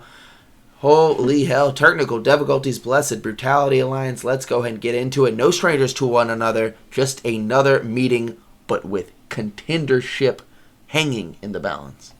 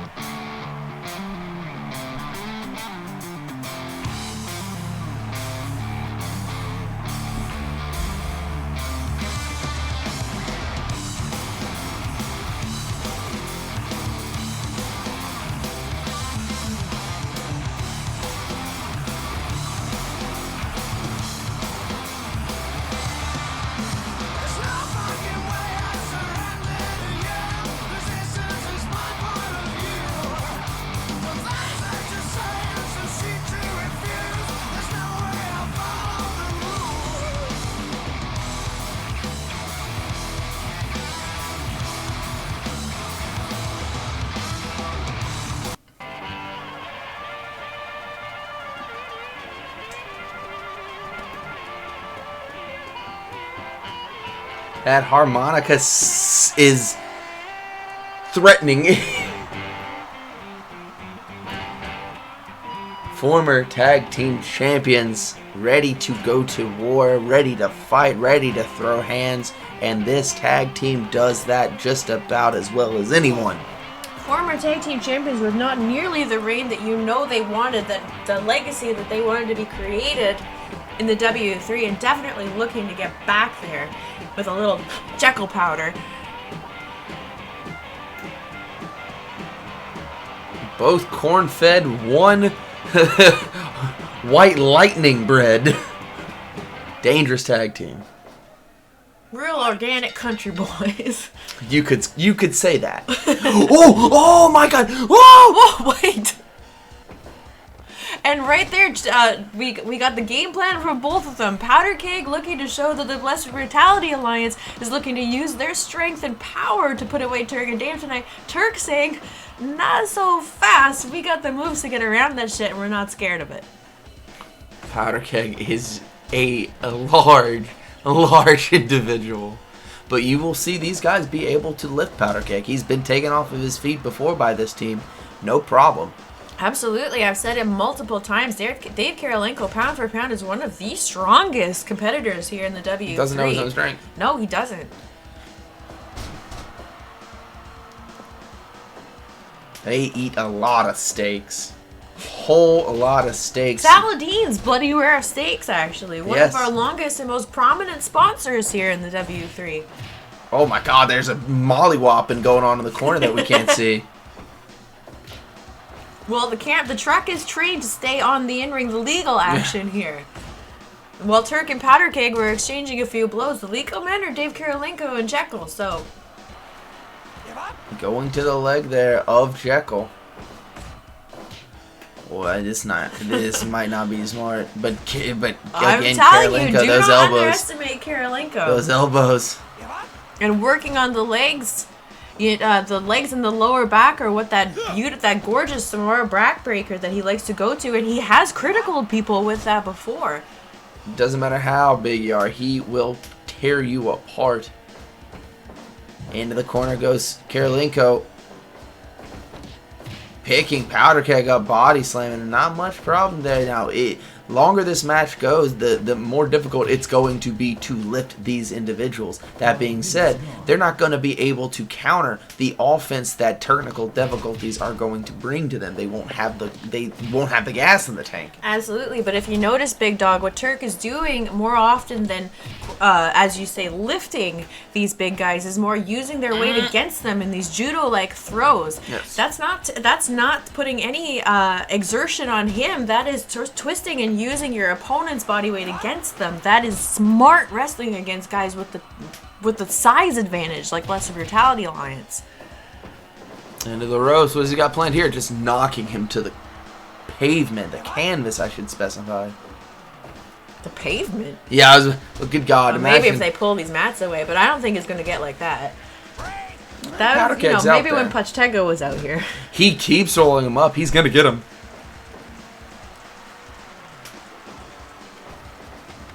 He didn't want to deal with Karolinko anymore. He was very, very mad.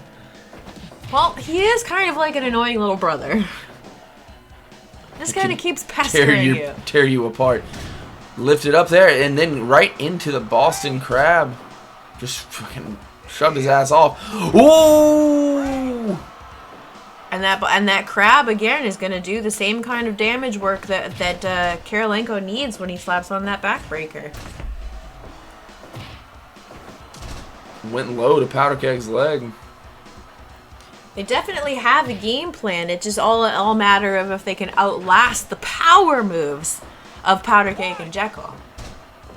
Or, just a straight boot to the face. Yeah. We've seen him knock people out with a snap power bomb. The whiplash on that thing is terrifying. Surprised to see Turk didn't make any move to save there. That was a 2 count. The Powder Keg just got on Karolinko, and Turk didn't make a move. That's not like either of these two to not be seamlessly working as a team. Touch there to both individuals. The legal guys in this are the two on your left fighting it out. We'll step over toe hold, shut the fuck. It's a lot of weight leaning on you in a step over toe hold. Mississippi mudslide. Welcome, new people. Welcome to the W3. For this incredibly important match, really determining, not officially, but who would be the next #1 contenders to the Tag Team Championships, held by Black Widow and Beast Sassori, the Sisters of Vengeance. Blessed Brutality Alliance looking to get some revenge, get those titles back, and Technical Difficulties looking for their first title reign, for their shot. Oh, what did he have lined up there? You got to think it was a lariat. Oh, uppercut series by the Turk.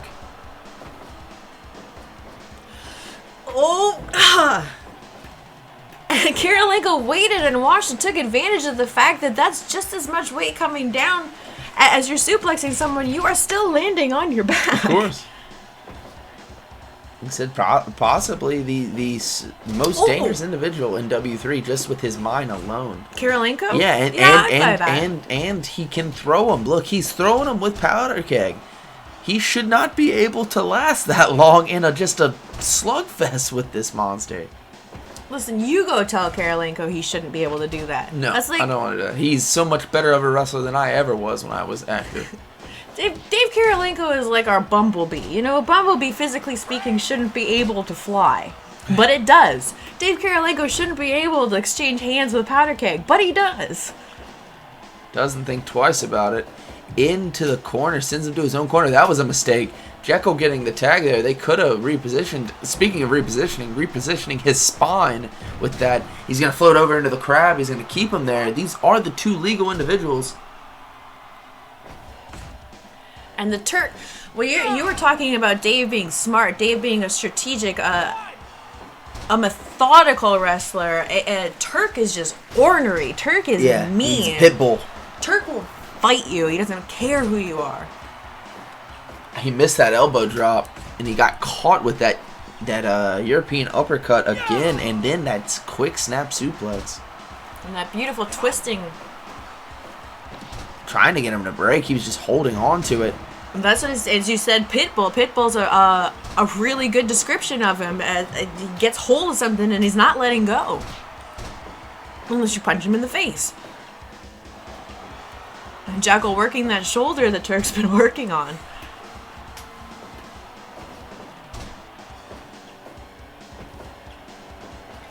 There we go. That kind of tag team specialism that we've been looking for from Technical Difficulties. That beautiful powerbomb backbreaker combo. Getting head of steam, lariated him down, caught him directly across the throat. And that's where the speed of someone smaller like Turk is going to come. He got damn near all the way across that ring to break up the pin. Tag to Jekyll. What are they setting up for here?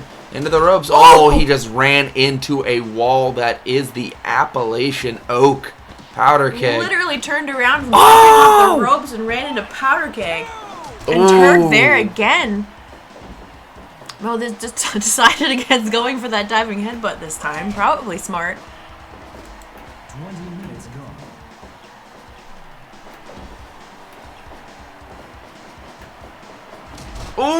my God, he didn't see him. That had to hurt like a motherfucker. He was a defensive lineman, offensive and defensive lineman throughout college.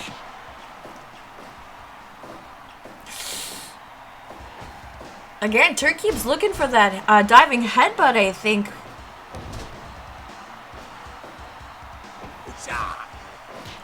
Those uppercuts landing. Oh, Larry! Ooh. And Jekyll says, if I'm going down, I'm taking you with me. Here it is! Oh! Not the legal man, though. A mistake. I'm not sure if he noticed there was a tag, but what good is it going to do? He's going to get 1-2 for his all right, troubles. well, I guess if he brought enough for the whole class, then there's no problem. Oh, he stepped right into the heaviest drop kick you could ever fucking imagine. Imagine stepping through the ropes and getting a size 10 in your kisser. Oh, size 10, you are, do you... Look, I don't know shoe sizes. He wears about a 14, 15. I'm not going to lie to you.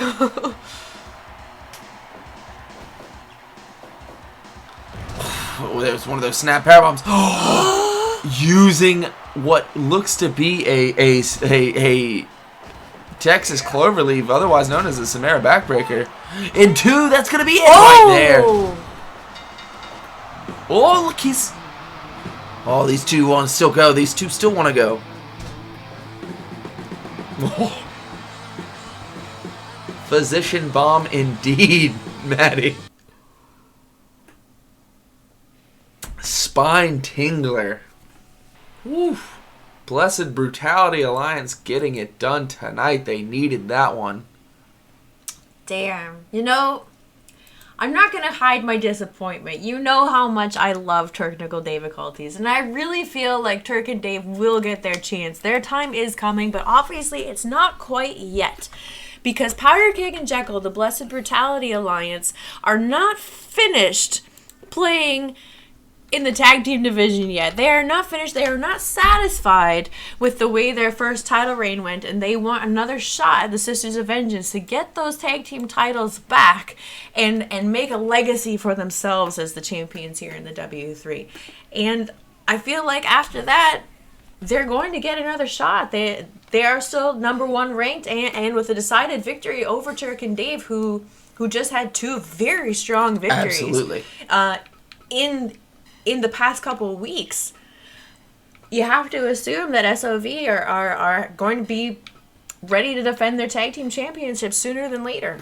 Well, actually, before we get to the next match, I do have notes that this footage from an encounter earlier today that happened in catering. Hold on a second. Dude, catering?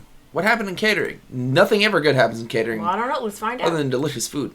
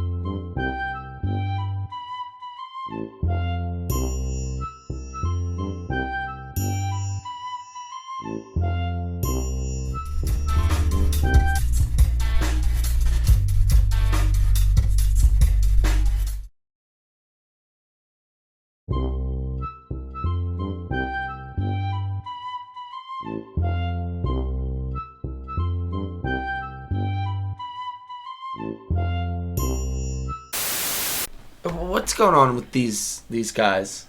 Listen, as we've seen this past Wednesday, you saw poor the Buffalo Barricade. Yeah, the Buffalo Barricade, Oh, yeah. God, He got punched in the back of the head by Joe Bruiser, and that was it. He, night. He was out. He got fed to the destructive force that is Joe Bruiser as a message from Tim Kerr to the rest of the W3 roster, but more specifically to Burkowski. Obviously, that kind of knockout leaves a PTSD.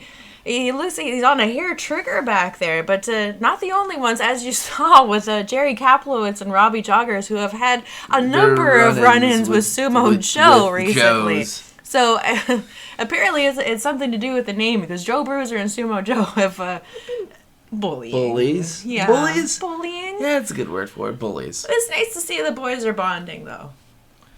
Yeah. The Buffalo Barricade, man, it's crazy to think just how quickly he was wiped out by Joe Bruiser. Hopefully we won't have to see Joe Bruiser for a long time. That guy God, please. I know his contract's weird. He only has to show up a couple times a year. Of course. Yeah, he's getting paid a lot of good money, too. Yeah, of course. Mm-hmm. Oh, yeah. Fresh off of losing the junior heavyweight championship to Abispa, who just took a loss to David Harley, Aztec Dragoon finally getting a match against Troy Constantine. This one has a lot riding on it. This goes to prove, in Troy Constantine's mind, this is the match that he wants. This is the match that he needs to win to prove to himself that he is the top of the junior heavyweight division. He is the guy that deserves a title shot, and you know deep down he believes that with every single neuron in his brain. Legend. Absolutely. Now, I don't know how many calls to the office that it took for Troy Constantine to get this match booked, but either way, I am happy it happened, because this is one that I have been looking forward to. Since we saw both of these men under contract here in the W3, Aztec Dragoon and Troy Constantine had a very similar trajectory up the junior heavyweight rankings. Came in here like a house on fire, impressed everyone right off the hop. Had a couple of setbacks along the way, but righted those wrongs. Anyone who's defeated Troy Constantine, he has made sure to get that rematch and fix what he did wrong the first time. I believe with the claw, with dim sum, and someone else too. I'm drawing a blank right now. It's definitely someone, but we'll remember. Either way, this matchup is two very similar paths from the W3, but two very different styles. Yes. Aztec Dragoon is finesse in the Your air. striker. He's fantastic. He's exciting. He's breathtaking. He's knocked people out with that Aztec twist coming off the top several times on his way up through the rankings to gain the junior heavyweight champion against Abispa in the first place. Yes, he did lose it back to Abispa, but that's certainly not going to stop his determination or his ability to find a way to win, find a way to his opponent's weaknesses. For Troy Constantine, however, it's a pretty consistent discovery that whoever he faces has a weakness to that cat's cradle. That elevated Boston crab. Yes, it has criticaled several people in his own right. So this is going to be a competition of if Constantine can catch Dragoon, or if Dragoon can stay out of Constantine's reach and land that critical Aztec twist off the top. Yeah, I mean, he has the capability of doing it. He is one of the more athletically gifted competitors. Not knocking Constantine. Constantine is a Swiss Army knife of wrestling ability. It's just he likes to talk about it a lot. He knows he is. And he's annoyed a lot of people here. Not very good at making friends. No, he has no friends. The old Tiger and after this one, I don't think he's going to be any better friends with Aztec Dragoon at all. Looking to take that number one contender spot away from Dragoon. Dragoon hasn't had his rematch clause, but Constantine could play spoiler here and really just rain on Aztec Dragoon's parade. I don't know who's going to get this one. I want in my heart to say Aztec Dragoon can get here and bounce back after a tough loss to Abispa after losing his title. But Troy Constantine, so much confidence. When will it be too much? When will it spill over to to his detriment. I don't know. Dragoon has no shortage of confidence himself, Big Dog. Not at all, but who is worthy of that number one contendership in the junior heavyweight division?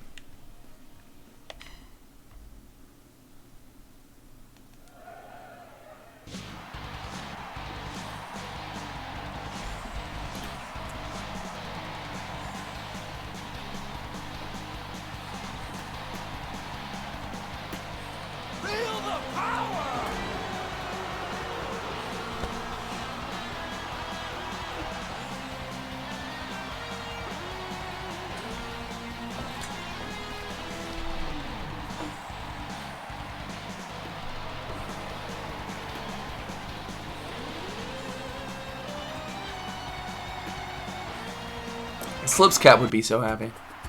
Slips Cat loves him some Tiger Soul.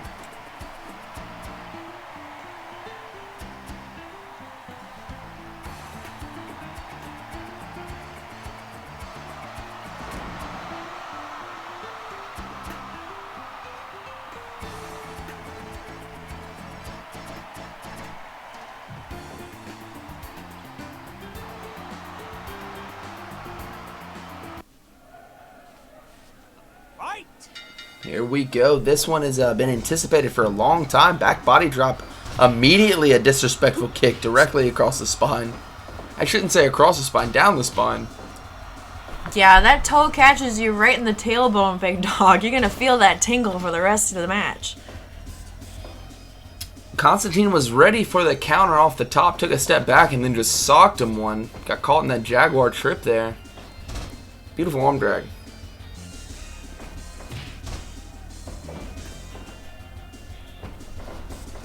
Off into the ropes. Leapfrog there. Another leapfrog. What does he have? Oh, Constantine seeing down. He has that 24 by 24 ring to see. That's a long way to run 3 laps of, Big Dog. But maybe realizing the Dragoon was showing off his agility and his speed there and didn't want to get caught in something that was going to land him right on top of his head. That's smart, and that's the kind of foresight that Constantine is going to need if he wants to win this match against Dragoon. He's going to need it. You saw there, he floated over on the suplex, able to catch Aztec Dragoon with a kick, though, and sending him to the outside. Yeah.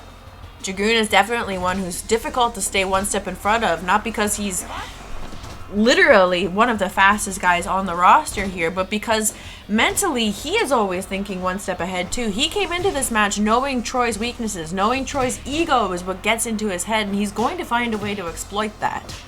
That's just what Dragoon does. He's trying to match the chops for kicks, just not going to work out in his favor here.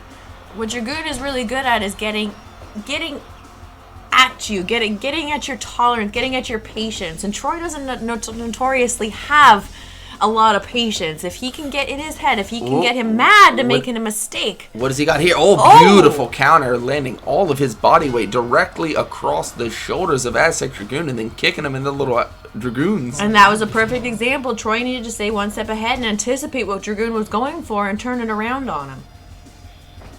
If he can keep a cool head here, Troy's got this. If he loses his temper, it's Dragoon's. Oh, answering that kick from earlier in the match back with one of his own, more vicious. Now dragging him to the corner, stomp in the back. He likes to utilize moonsaults. Some from the middle rope. He calls it a tiger salt. And roll up pin here. No. Way too early for that. Oh. And he's back up. He's fucking mad. I hang on to the ropes. How about this, he says. Oh! And that triple kick combo floors Constantine. Oh, he's straight jacket. He's got the wrist control there. No. Very rarely do we see that out of him. That was beautiful. Le Maestro Cradle, one of Dragoon's favorite holds, gets a 1 count for his trouble, and now he's just teeing off on him. Dragoon suplex. 1, 2. Ooh.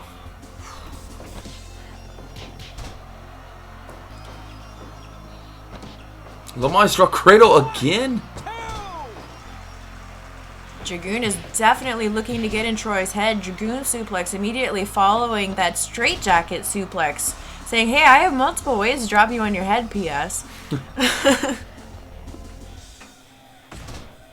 Oh, man. Aztec An Aztec twist! Oh, and it was beautiful right across the back. 1, 2. Ooh.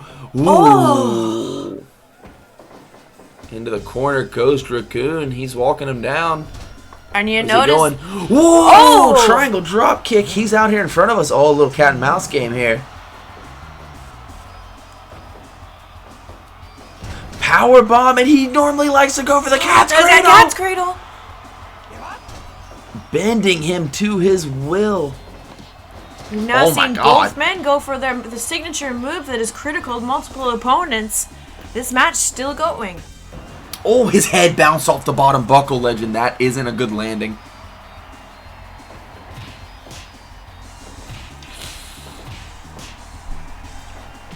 Spin wheel kick delivered there. Drop kick answered. Cat's cradle Oh my once God. again.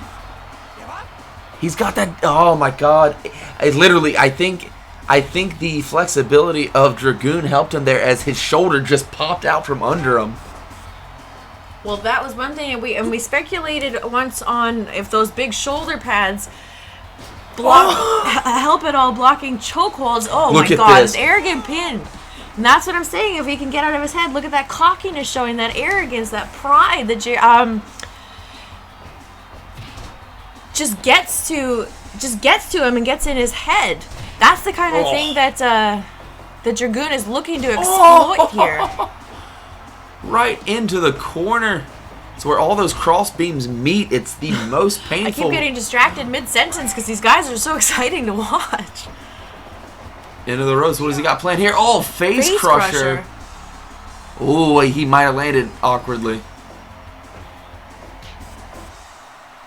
Both of these guys winded. Flying cross chop. Taking a little page out of Jaguar's book. Oh my God, that is locked in deep. Dragoon sleeper sitting over on it. Oh, what does he got planned here? Nothing. Cock tease. 3, 4, 5. He's taking his time getting into the ring here. That could be another head game easily. Saying that Constantine isn't worth following out, that he's not going to come out and Ooh. play on the outside. Oh, he ducked it. He says, you under your own power, come Oh, back no. in to where I'm the boss. For the rolling soul, but caught him with it. Oh, Aztec. No. Caught him with that Double front. drop kick right to the chest. That'll knock the wind out of you if you can land it right. Also, knock the wind out of yourself on the landing if you're not careful. And confirm. Sliding drop kick again. We saw that utilized earlier tonight. Oh, I don't think he had the slightest clue of what he wanted to do there. Quick roll up. 1, 2. Oh. I disagree. They didn't have the slightest clue what to do there. I think both men were trying to anticipate what the other was going to do, and they just ended up colliding with each other. That gorgeous precision triple kick from Dragoon. Is he going for that twist? No. Looking for that drop kick again. Whoa! Standing quebrada. Oh! Standing quebrada, but he landed awkwardly. It's kind of difficult Oh, not to here land we awkwardly go. on this. A Dragoon Aztec twist. He's up. I don't think he hit it. I don't think he hit it. I think he dodged it. And now it's Constantine's turn to make Dragoon come into him. Oh, God. Come back into the ring where he's waiting for him. Shit! That's it! That's it!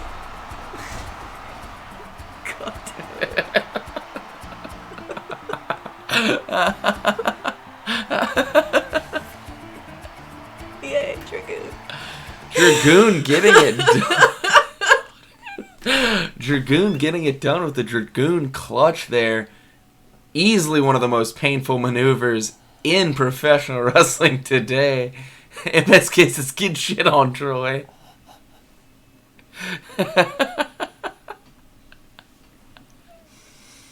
Legendary, okay. I'm fine. I just gotta reboot. Do you need a boop? Do you need a boop? Boop. There you go. There's reboot. legend.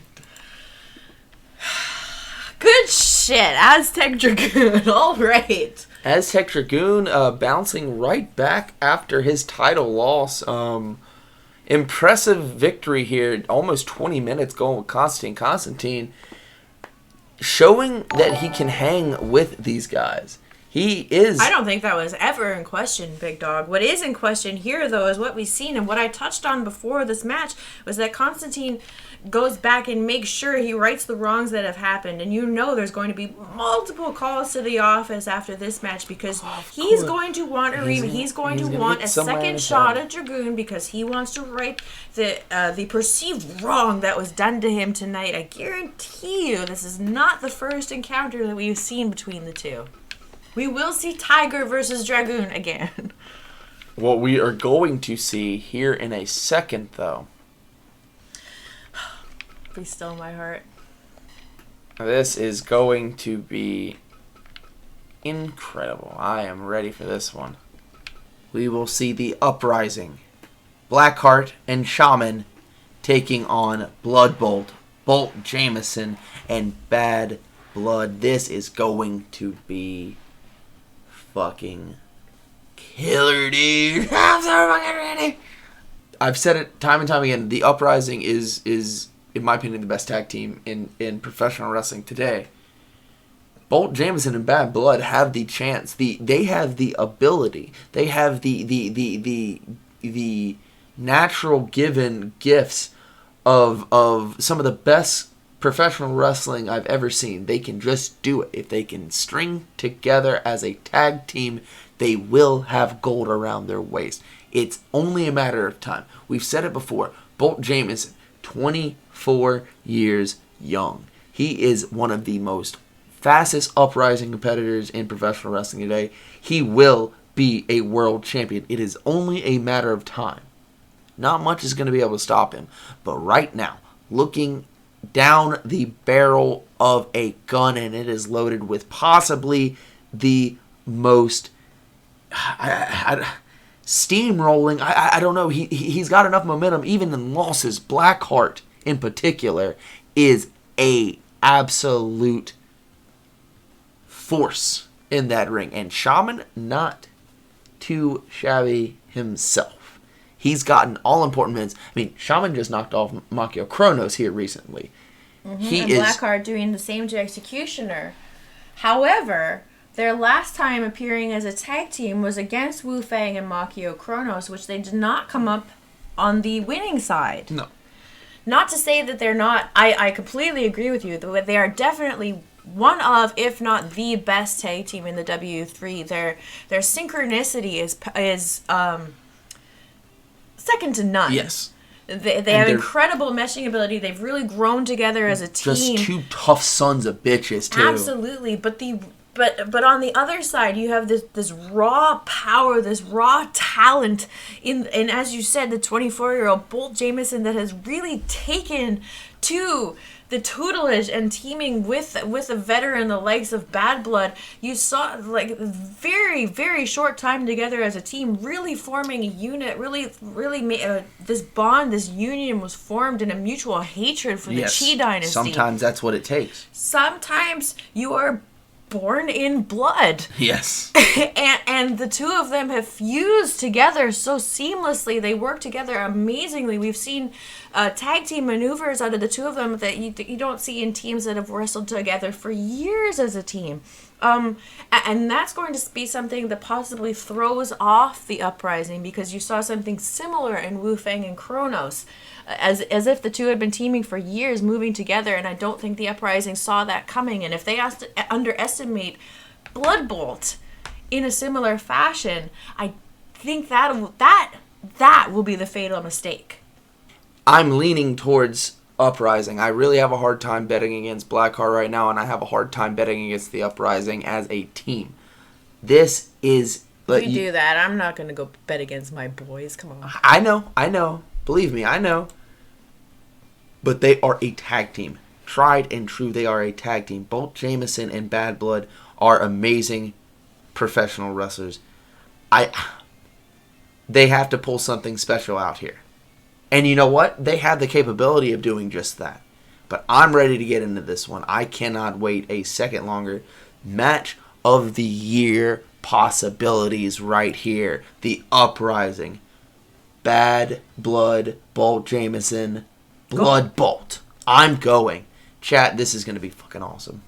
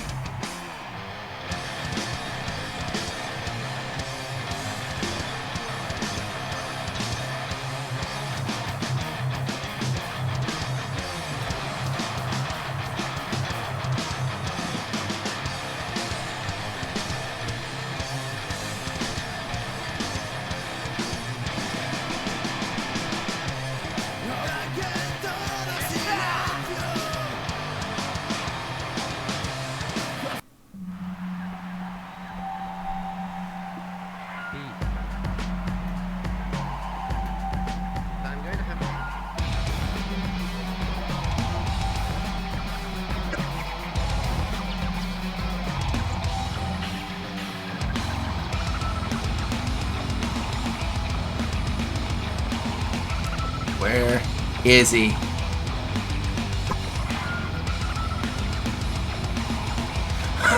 Oh, God. You know it kills him. It kills him to not just take off running. Well, you don't want to be running through that cloud of poison mist the Bad Blood leaves hanging in the air.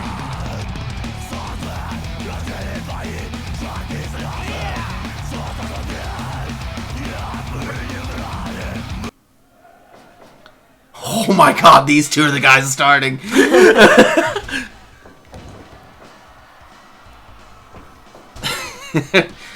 Almost as if Bolt Jameson staring into a mirror of himself down the road. Oh my God. If you had to separate, I suppose these were the two vicious adrenaline fueled members of the team, where Shaman and Blood would be the more cerebral.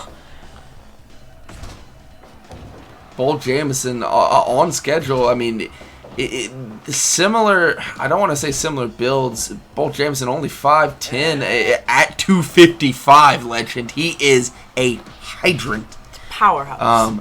Blackheart closer to about 6'3", 280 himself. He's a large individual. But if he slowed down, he'd wrestle quite a bit like Blackheart. Blackheart. You see Bolt Jameson slowing down at any No, time. never. That is the most ridiculous statement I have ever heard come out of your mouth, and that is saying something, big dog. Caught him with a key on. Shaman running through Bad Blood. Called him back. He returns with an answer of his own. He's going for that high kick. These two headhunt. They headhunt with those kicks. Absolutely, and Bad Blood does more than headhunting with the kicks. He headhunts with that poison mist as well. You take out someone's eyes, they can't really catch you. Blackheart recently donning face paint, traditional face paint of his tribe.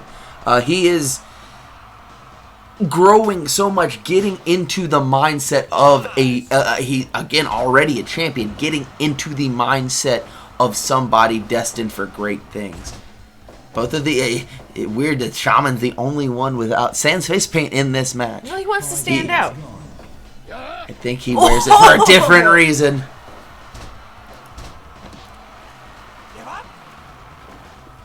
Cranking on the neck, another step over toe hold with the face lock there. And looking to keep Bolt Jameson in one spot, maybe going with the shark theory. If he stays in one spot, he'll just suffocate.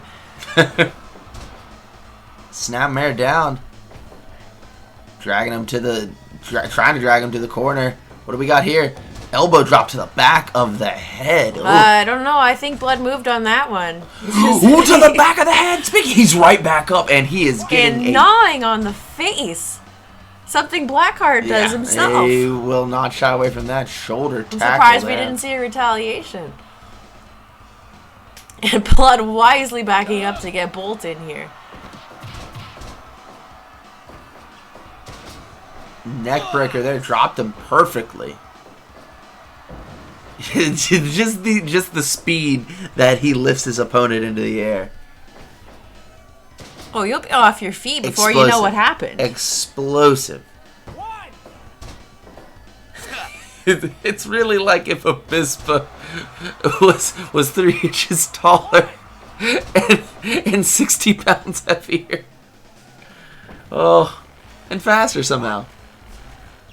We were talking about how powerful not the he's same built. person at all, basically, is what you're saying. No, I'm saying for his size, his explosiveness. We were talking about explosive power. I thought we were talking about explosive sweeping speed. people off their feet. Ooh, he almost got that lariat.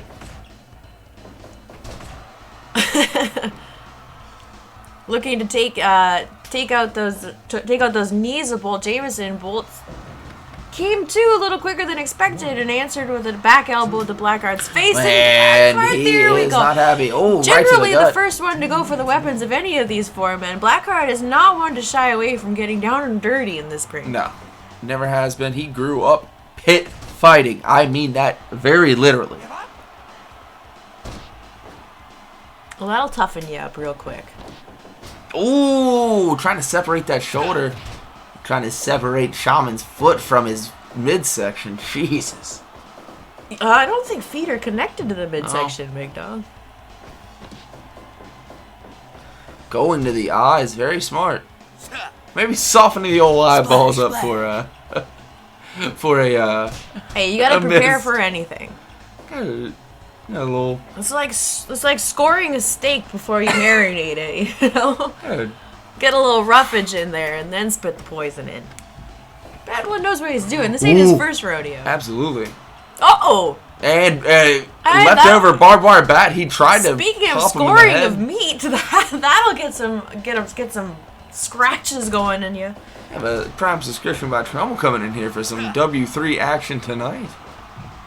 Into his own corner. Where is he going? Just landed on his feet. Oh, it's Oh, Jesus!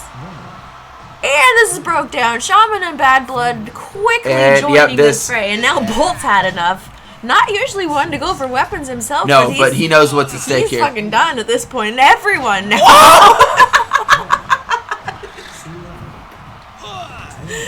Bad Blood with a big fuck you chair shot to Shaman. Everyone's got a weapon. Everybody's got a weapon. Okay. Well, as we said, the adaptive nature of Blood Bolt, they are not ones to be taken lightly. Ooh. And Bat Blood played a little mind games there, got in between and moved at the last second for Bolt coming at Blackheart there. Oh! He had no chance of getting his hands up to defend himself Not a in the second. slightest.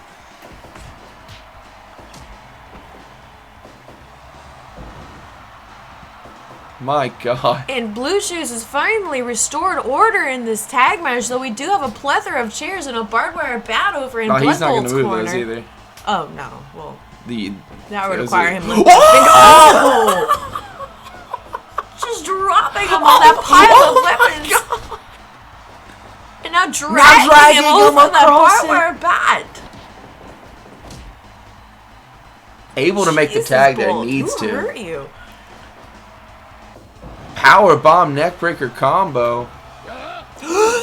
There it is, Another that high sweet. low. Oh my God.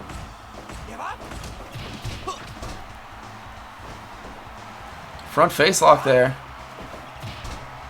Oh God. Oh. Things are starting to break down once again. These guys got to get control of themselves.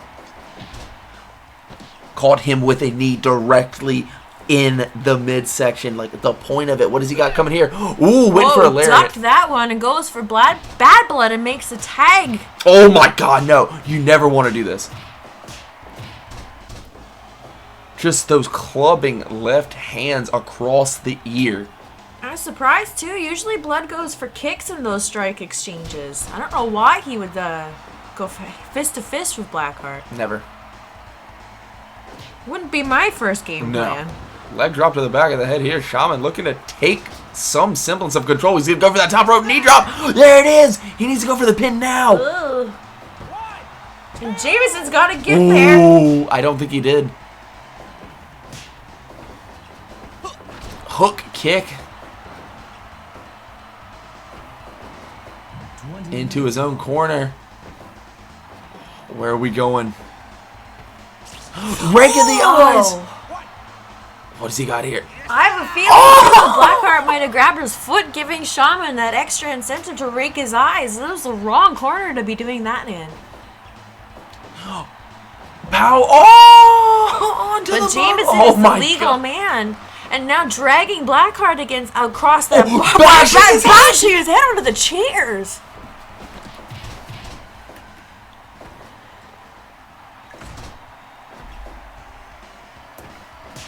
We are 20 minutes past 20 minutes into this match.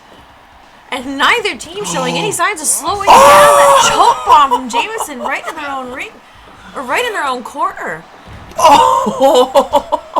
Jesus. He answers back with a strong ass powerbomb. Powerbomb neckbreaker combo. Can I get a singles match? Swinging wildly. Northern Lights, Brain Buster, Sweet Chakra. Oh, what does he got planned here? Oh my god, turn around! Oh, he just clubbed him in the back of the fucking head. Oh, I would never ever want to wrestle Blackheart ever in my life. Ever, never. Well, I don't think you're in danger of that, big dog. Never. I'm But retired Bolt for was in a bit of danger there, and wisely makes a tag out to Bad Blood, who goes straight for the eyes of Shaman. Speaking of, oh, he went high. Hey, Hook kick there. with beautiful precision that Bad Blood is known for. Drop down. Drop- Oh! How awkward was that? Oh, he's answering back. Cutter! Right He's after up! coming off the ropes. You catch that pivot foot, big dog. That pivot foot, that's a real good way to blow a knee out. Uh-oh. Powerbomb neckbreaker combo That's a real again. good way to make things personal. He's got the No way! No way! He's Oh, he didn't like that. I don't Oh. think he knows that Bull Jameson was legal. No, he had no There's idea. no way he saw that tag, and Bull dragged him back to that pile of chairs.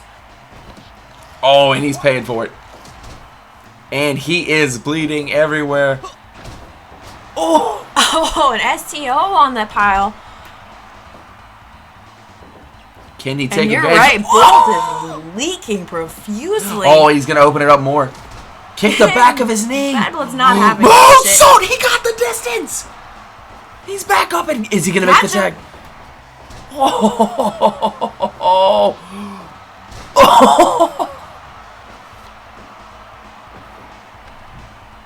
To the outside, Shaman coming in, wasting no time, but getting caught. Oh! And now the punishing Oh, shot. God, and you can see it spurting blood with every shot. Not that Bolt necessarily notices that he's bleeding. He is human. Contrary to popular belief, He's human, but it doesn't stop him. Oh. They've got something in mind. They keep positioning them over on this pile of chairs. Oh.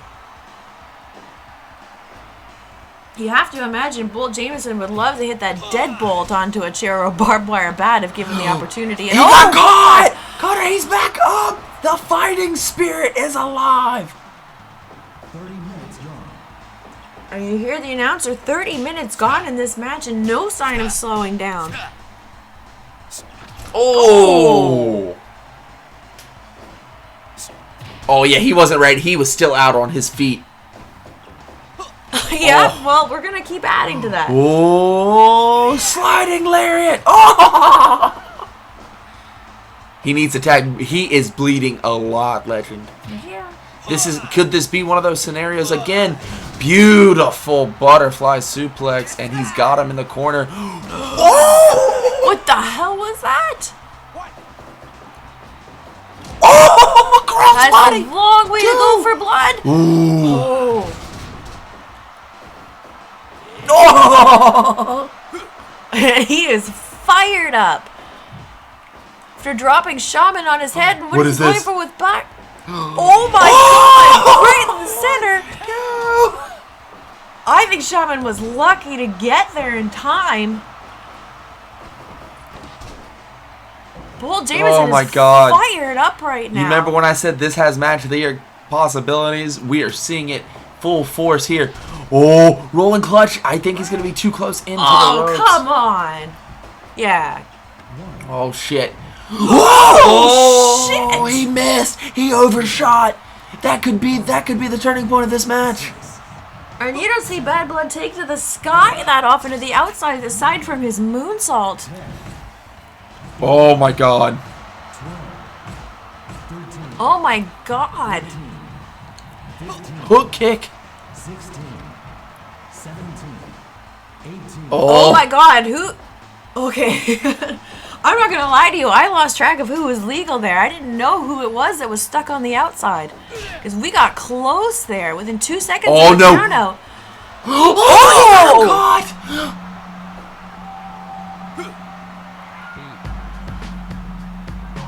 That is the most important win of their careers in W3 yet. I mean that. I mean that. This puts them in direct runnings for the tag team championship. They are there. That is what they needed. Those are former champions. And in my opinion, the longest reigning tag team champions. That's not even my opinion. That's fact. I'm saying my opinion, the best. They got it done. They got it done here tonight, making a statement in the tag team division that was brutal, that was bloody, that was beautiful, Big Dog. And I will say also, not only making a statement by winning one of, if not the most cohesive and best tag teams in the entire W3, but that was Bull Jameson getting a submission victory over the number 3 ranked heavyweight in the singles division as well. That was Bolt Jameson saying, hey, I used to be ranked number 1, and when I'm ready, I will be back there. Keep it warm for me. Absolutely wild. Is what we have left is your main event. We heard from Major Tom earlier tonight, laying down the challenge. He says he's here to fight and he doesn't care. He's taking on any and all competitors that he feels, I don't know, stand some sort of argument to his legitimacy as the champion. Like you said, I might be thinking too far into it. He might just want to fight, but at the same time, what I say, just because Major Tom isn't thinking that way doesn't mean it's not true. Joe is the man that he beat for the title, putting him in this match. Wu Fang beat Major Tom for the inaugural heavyweight championship tournament to become the first W3 champion in history. Shogun has a victory over Major Tom in their wars with Sumo Joe as well to decide the number 1 contender to the then champion Wu Fang. And Hannibal has that key victory over Major Tom in the Great American Thrash Deathmatch tournament, and also holds wins over Sumo Joe and Wu Fang. In fact, the only one involved in this match that Hannibal hasn't beaten is Shogun, and that might just be because 100%. Shogun has never faced Hannibal in one-on-one action. This is going to be exciting to see, and the ramifications of this match that was set up. Major Tom made the stipulations. Whoever wins this match gets the next shot at his World Heavyweight Championship. If Major Tom wins this match, he gets the pick. Who is the number 1 contender? Oh my God, Cush has to be watching this backstage, says Maddie. That is a factual 100%. statement. This is, I mean, the possibilities that we're seeing here, obviously Wu Fang rematching with Joe. Major Tom rematching with Joe. Major Tom rematching with Wu Fang. They've never been there for the title. Hannibal beating Major Tom in the finals of the Great American Thrash. Shogun has a win, a rare pinfall victory over Major Tom. It's happened. That's the reason he's here. Tom respects the man enough to give him a shot here, and Shogun is himself in that top contendership, that top 5. He's sitting at what, 4 right now? I believe 4. Shogun? Yes. I believe so. a lot going on here, and it's all because Tom wants it to go on here. That's it. He's a lunatic. Tom has had a few shows without a fight, and that just doesn't sit well with him. No, it doesn't. It That's doesn't the at kind all. of champion I want here in the W3, big dog. Look, you're not gonna get any complaints from me. If I was a betting man, I don't know. Oh no, I can't. I'm not putting bets. I can't. I will hope with my heart, and I want to see Hannibal, the Firebird Phenom, continue his rise through the W3, but I will not place a bet in this environment. We got to get to it, yeah? We got to. Main event coming up, 5-way elimination match. Here we go.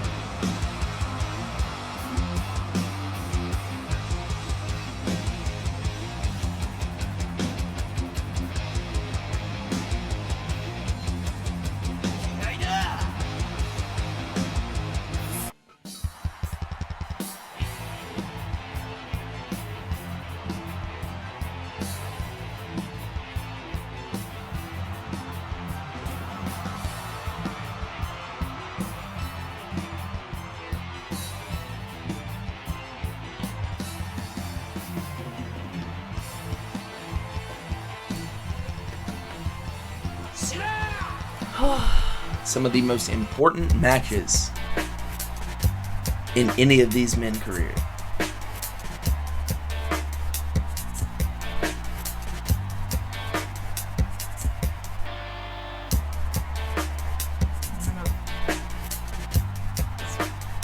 Mind games. Joe taking his sweet time to come out here.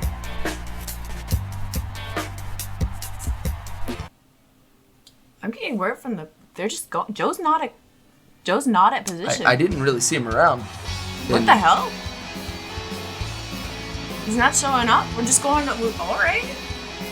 What the hell? Is Joe not here? Hold on. I'm getting. I just got word that they were just going ahead with roof fight and Joe wasn't there at position. Is he just not showing up if it's not one-on-one? That's interesting. I saw him earlier at the hotel. I did not see He him. was here earlier. You saw him watching Major Tom's announcement. He was here. He was definitely here. Regardless, Hannibal, Shogun, Wu Feng are here in the ring. I don't know what's going on with Sumo Joe, but here is your champion, Major Tom.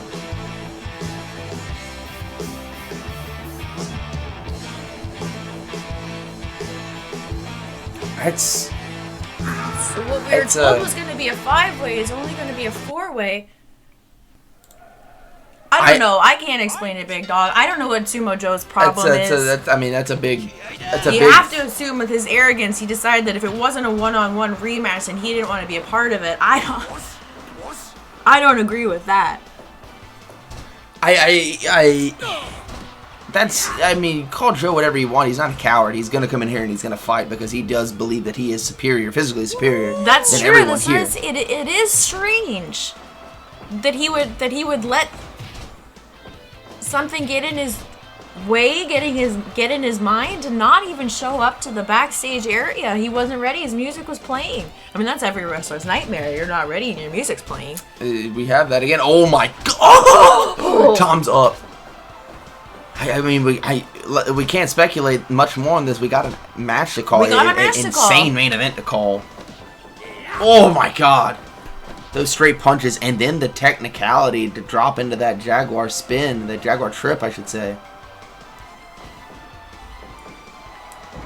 Double suplex from Hannibal and Major Tom, the World Heavyweight Champion, on Wu Feng. Wu Feng was right back in. They're watching this trade-off.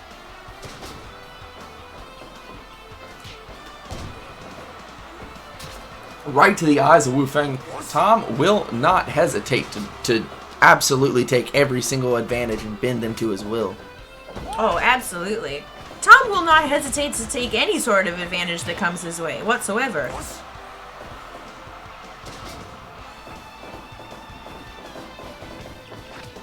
Shot to the back of the head. Shogun, again, a man that has a rare pinfall victory over Major Tom. Ooh, hit him with that elbow. Now maybe a powerbomb coming up. Oh no, oh no. Oh no. One. Is Tom going to be the first out? No.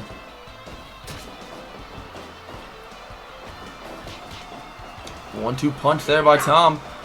Hannibal and Wu Feng meeting at the top, trading body slams. Big boy combo now getting caught in a rana by Hannibal. Everyone's migrating over to this corner. Wu Feng picking up the scraps from Shogun, but getting caught with a belly-to-back suplex there, dumped right on the back of his neck. Went for that cross armbar again. We're seeing that multiple times through this match from Major Tom. Jaguar trip there as Hannibal drops the leg right onto the back of Shogun's head. They're squaring off right in the middle of the ring. He caught the kick, but he spun it around right into that spin Wu Feng kick. straight up challenging Major Tom. It's no. He will answer with those right No. hands. I'm sure he's won some tough man competition, some golden gloves. You know he has. Going for the cover here. Tom trying to get out of a weird naked from Shogun, effectively doing so, prying away. Now a double suplex to Hannibal this time. And we speculated too on the bullseye that's going to be on Hannibal's back, being the smallest member Stretch Plum. of the official heavyweight roster now that he's officially moved over. Wu Feng has been calling that many times. Northern Lights suplex there. Ooh, he elbowed him. He's walking him out. Ooh, okay. He was a little bit nicer to him than I expected there. Hannibal handling his own shit there. Incredible story from Hannibal, just rising from the ashes. Oh, pile drive him right on top of his head. Now just grinding his... And Hannibal looking for a springboard, but nobody was in position for it. Very, very sad about it. European too. uppercut there. Beautiful backdrop there. Caught him with that jumping front kick. Major Tom doesn't give a shit. Cover on Wu Feng. No. I mean, hell, that's the guy who just pinned Wu Feng here recently. Can you imagine Wu Feng being eliminated first? Northern Lights. World. Oh! Just don't catch the kick. You need to stop catching his kicks. Welcome to the heavyweight division. Oh, what does he got here? Oh!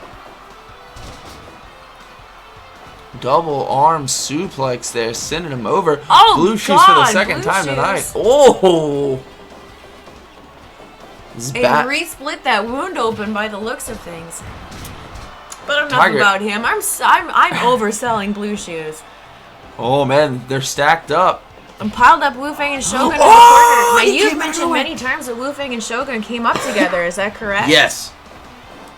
They joined the same year in the Empire Wrestling Federation dojo.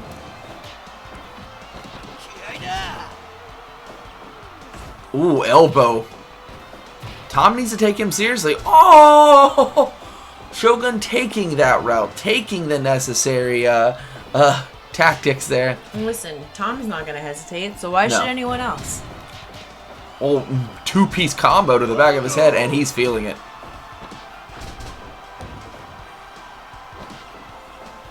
Do you think...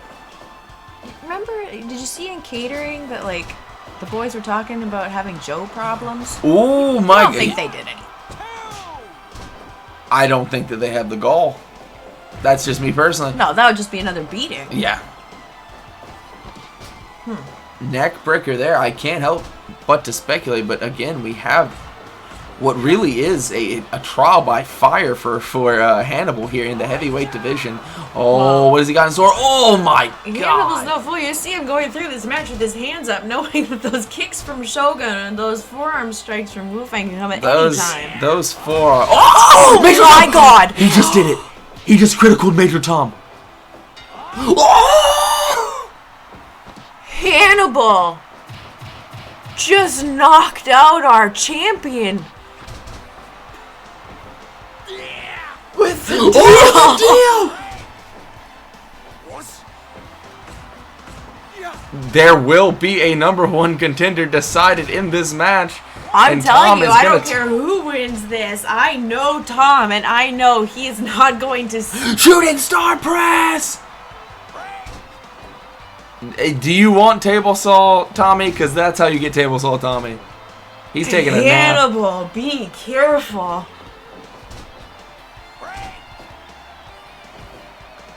Holy shit. Oh!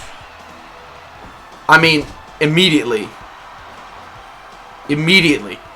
makes him, in my... And they are double teaming him, as you see, both of them very well aware of what just happened and what that means and how dangerous Hannibal is and how he has to be taken seriously. Tom's gonna take a nap. He's going to get a front row seat to whoever his #1 contender is after this, but you know Hannibal has claim right now. With that one move, he just cemented a chance. I guarantee you, I don't even care who wins this. Hannibal just made sure that Tom knows he exists and knows he deserves a shot. Into the corner. Shogun getting a rest. There's still 3 men that have to keep going. This is crazy to think that Hannibal has knocked out the champion. First. Oh my god, a little bit of EWF Dojo action there.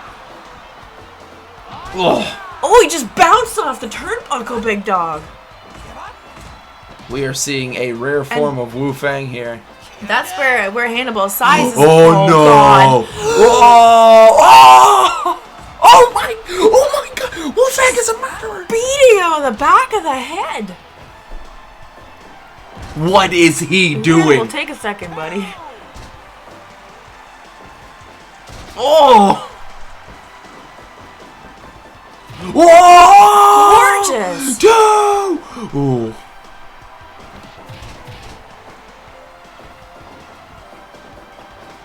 Come on, Hannibal. Oh, we're going to the high rent district. Where are we going here?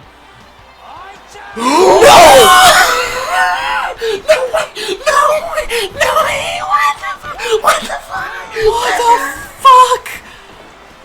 I've never seen anything like that. What the fuck? Jesus fucking Christ. Shogun immediately interjecting himself, I think might have saved Hannibal's life there. Wu Fang is What the nuts. fuck?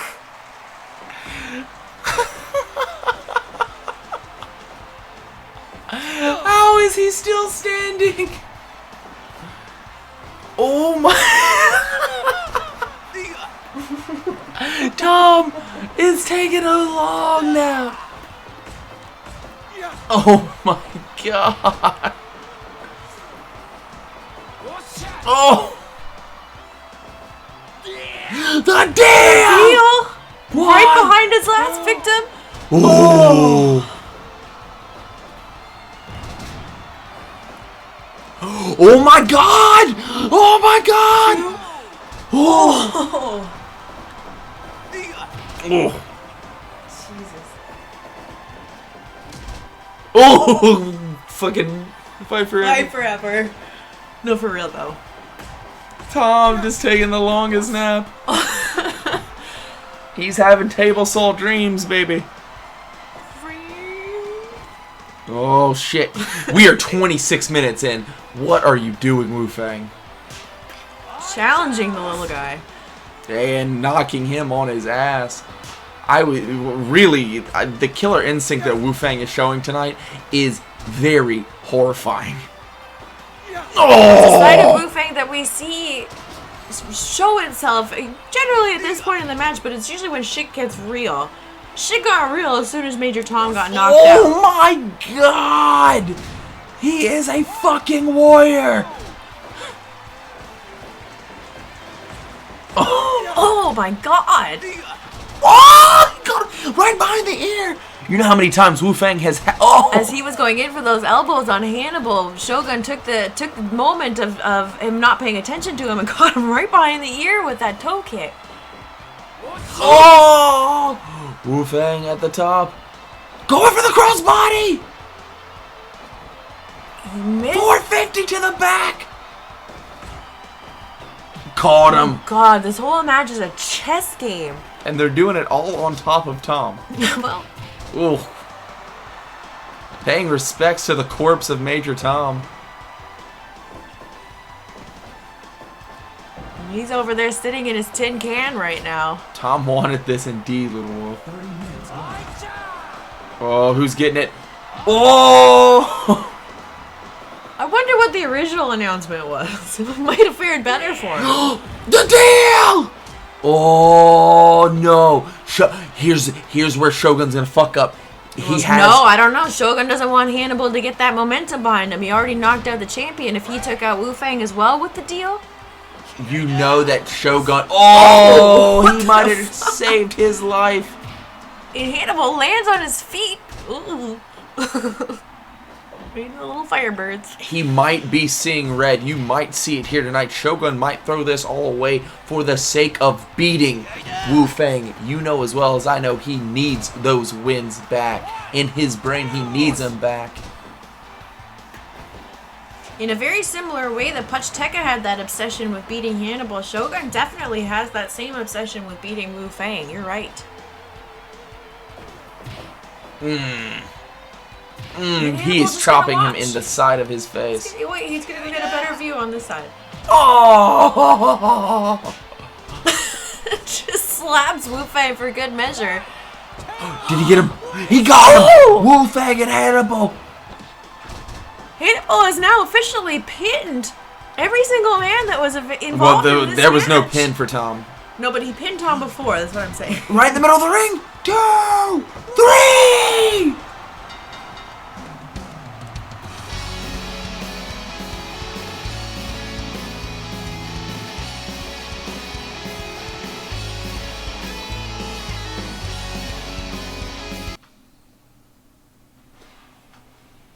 Same move. Hannibal pinned Wu Fang with both of them utilizing the Tiger Driver to perfection. As Maddie pointed out, excellent match. That was amazing, Big Dog, but I'm sad. You wanted Hannibal I to just win. wanted Hannibal. I mean, to be fair, Wu Fang got his win back. The guy has had an almost a poetic and almost fairy tale rise through the W3 and overcoming all challenges and all. Oh. Did you see what Wu Fang did to secure this victory? Did you see the top rope standing Peridot Fusion? The Avalanche Peridot Fusion? Yeah. Both men standing on the top backwards into the ring. That was horrifying. I don't know how. Look, I'm telling you, and I stand by what I said earlier in this match. Wu Fang may have won, and by stipulation that was laid out earlier this night, is now the #1 contender to Major Tom's World Heavyweight Championship. But the last thing Tom remembers tonight is being knocked out by Hannibal in that deal. I will be very surprised if he doesn't give Hannibal a shot as well.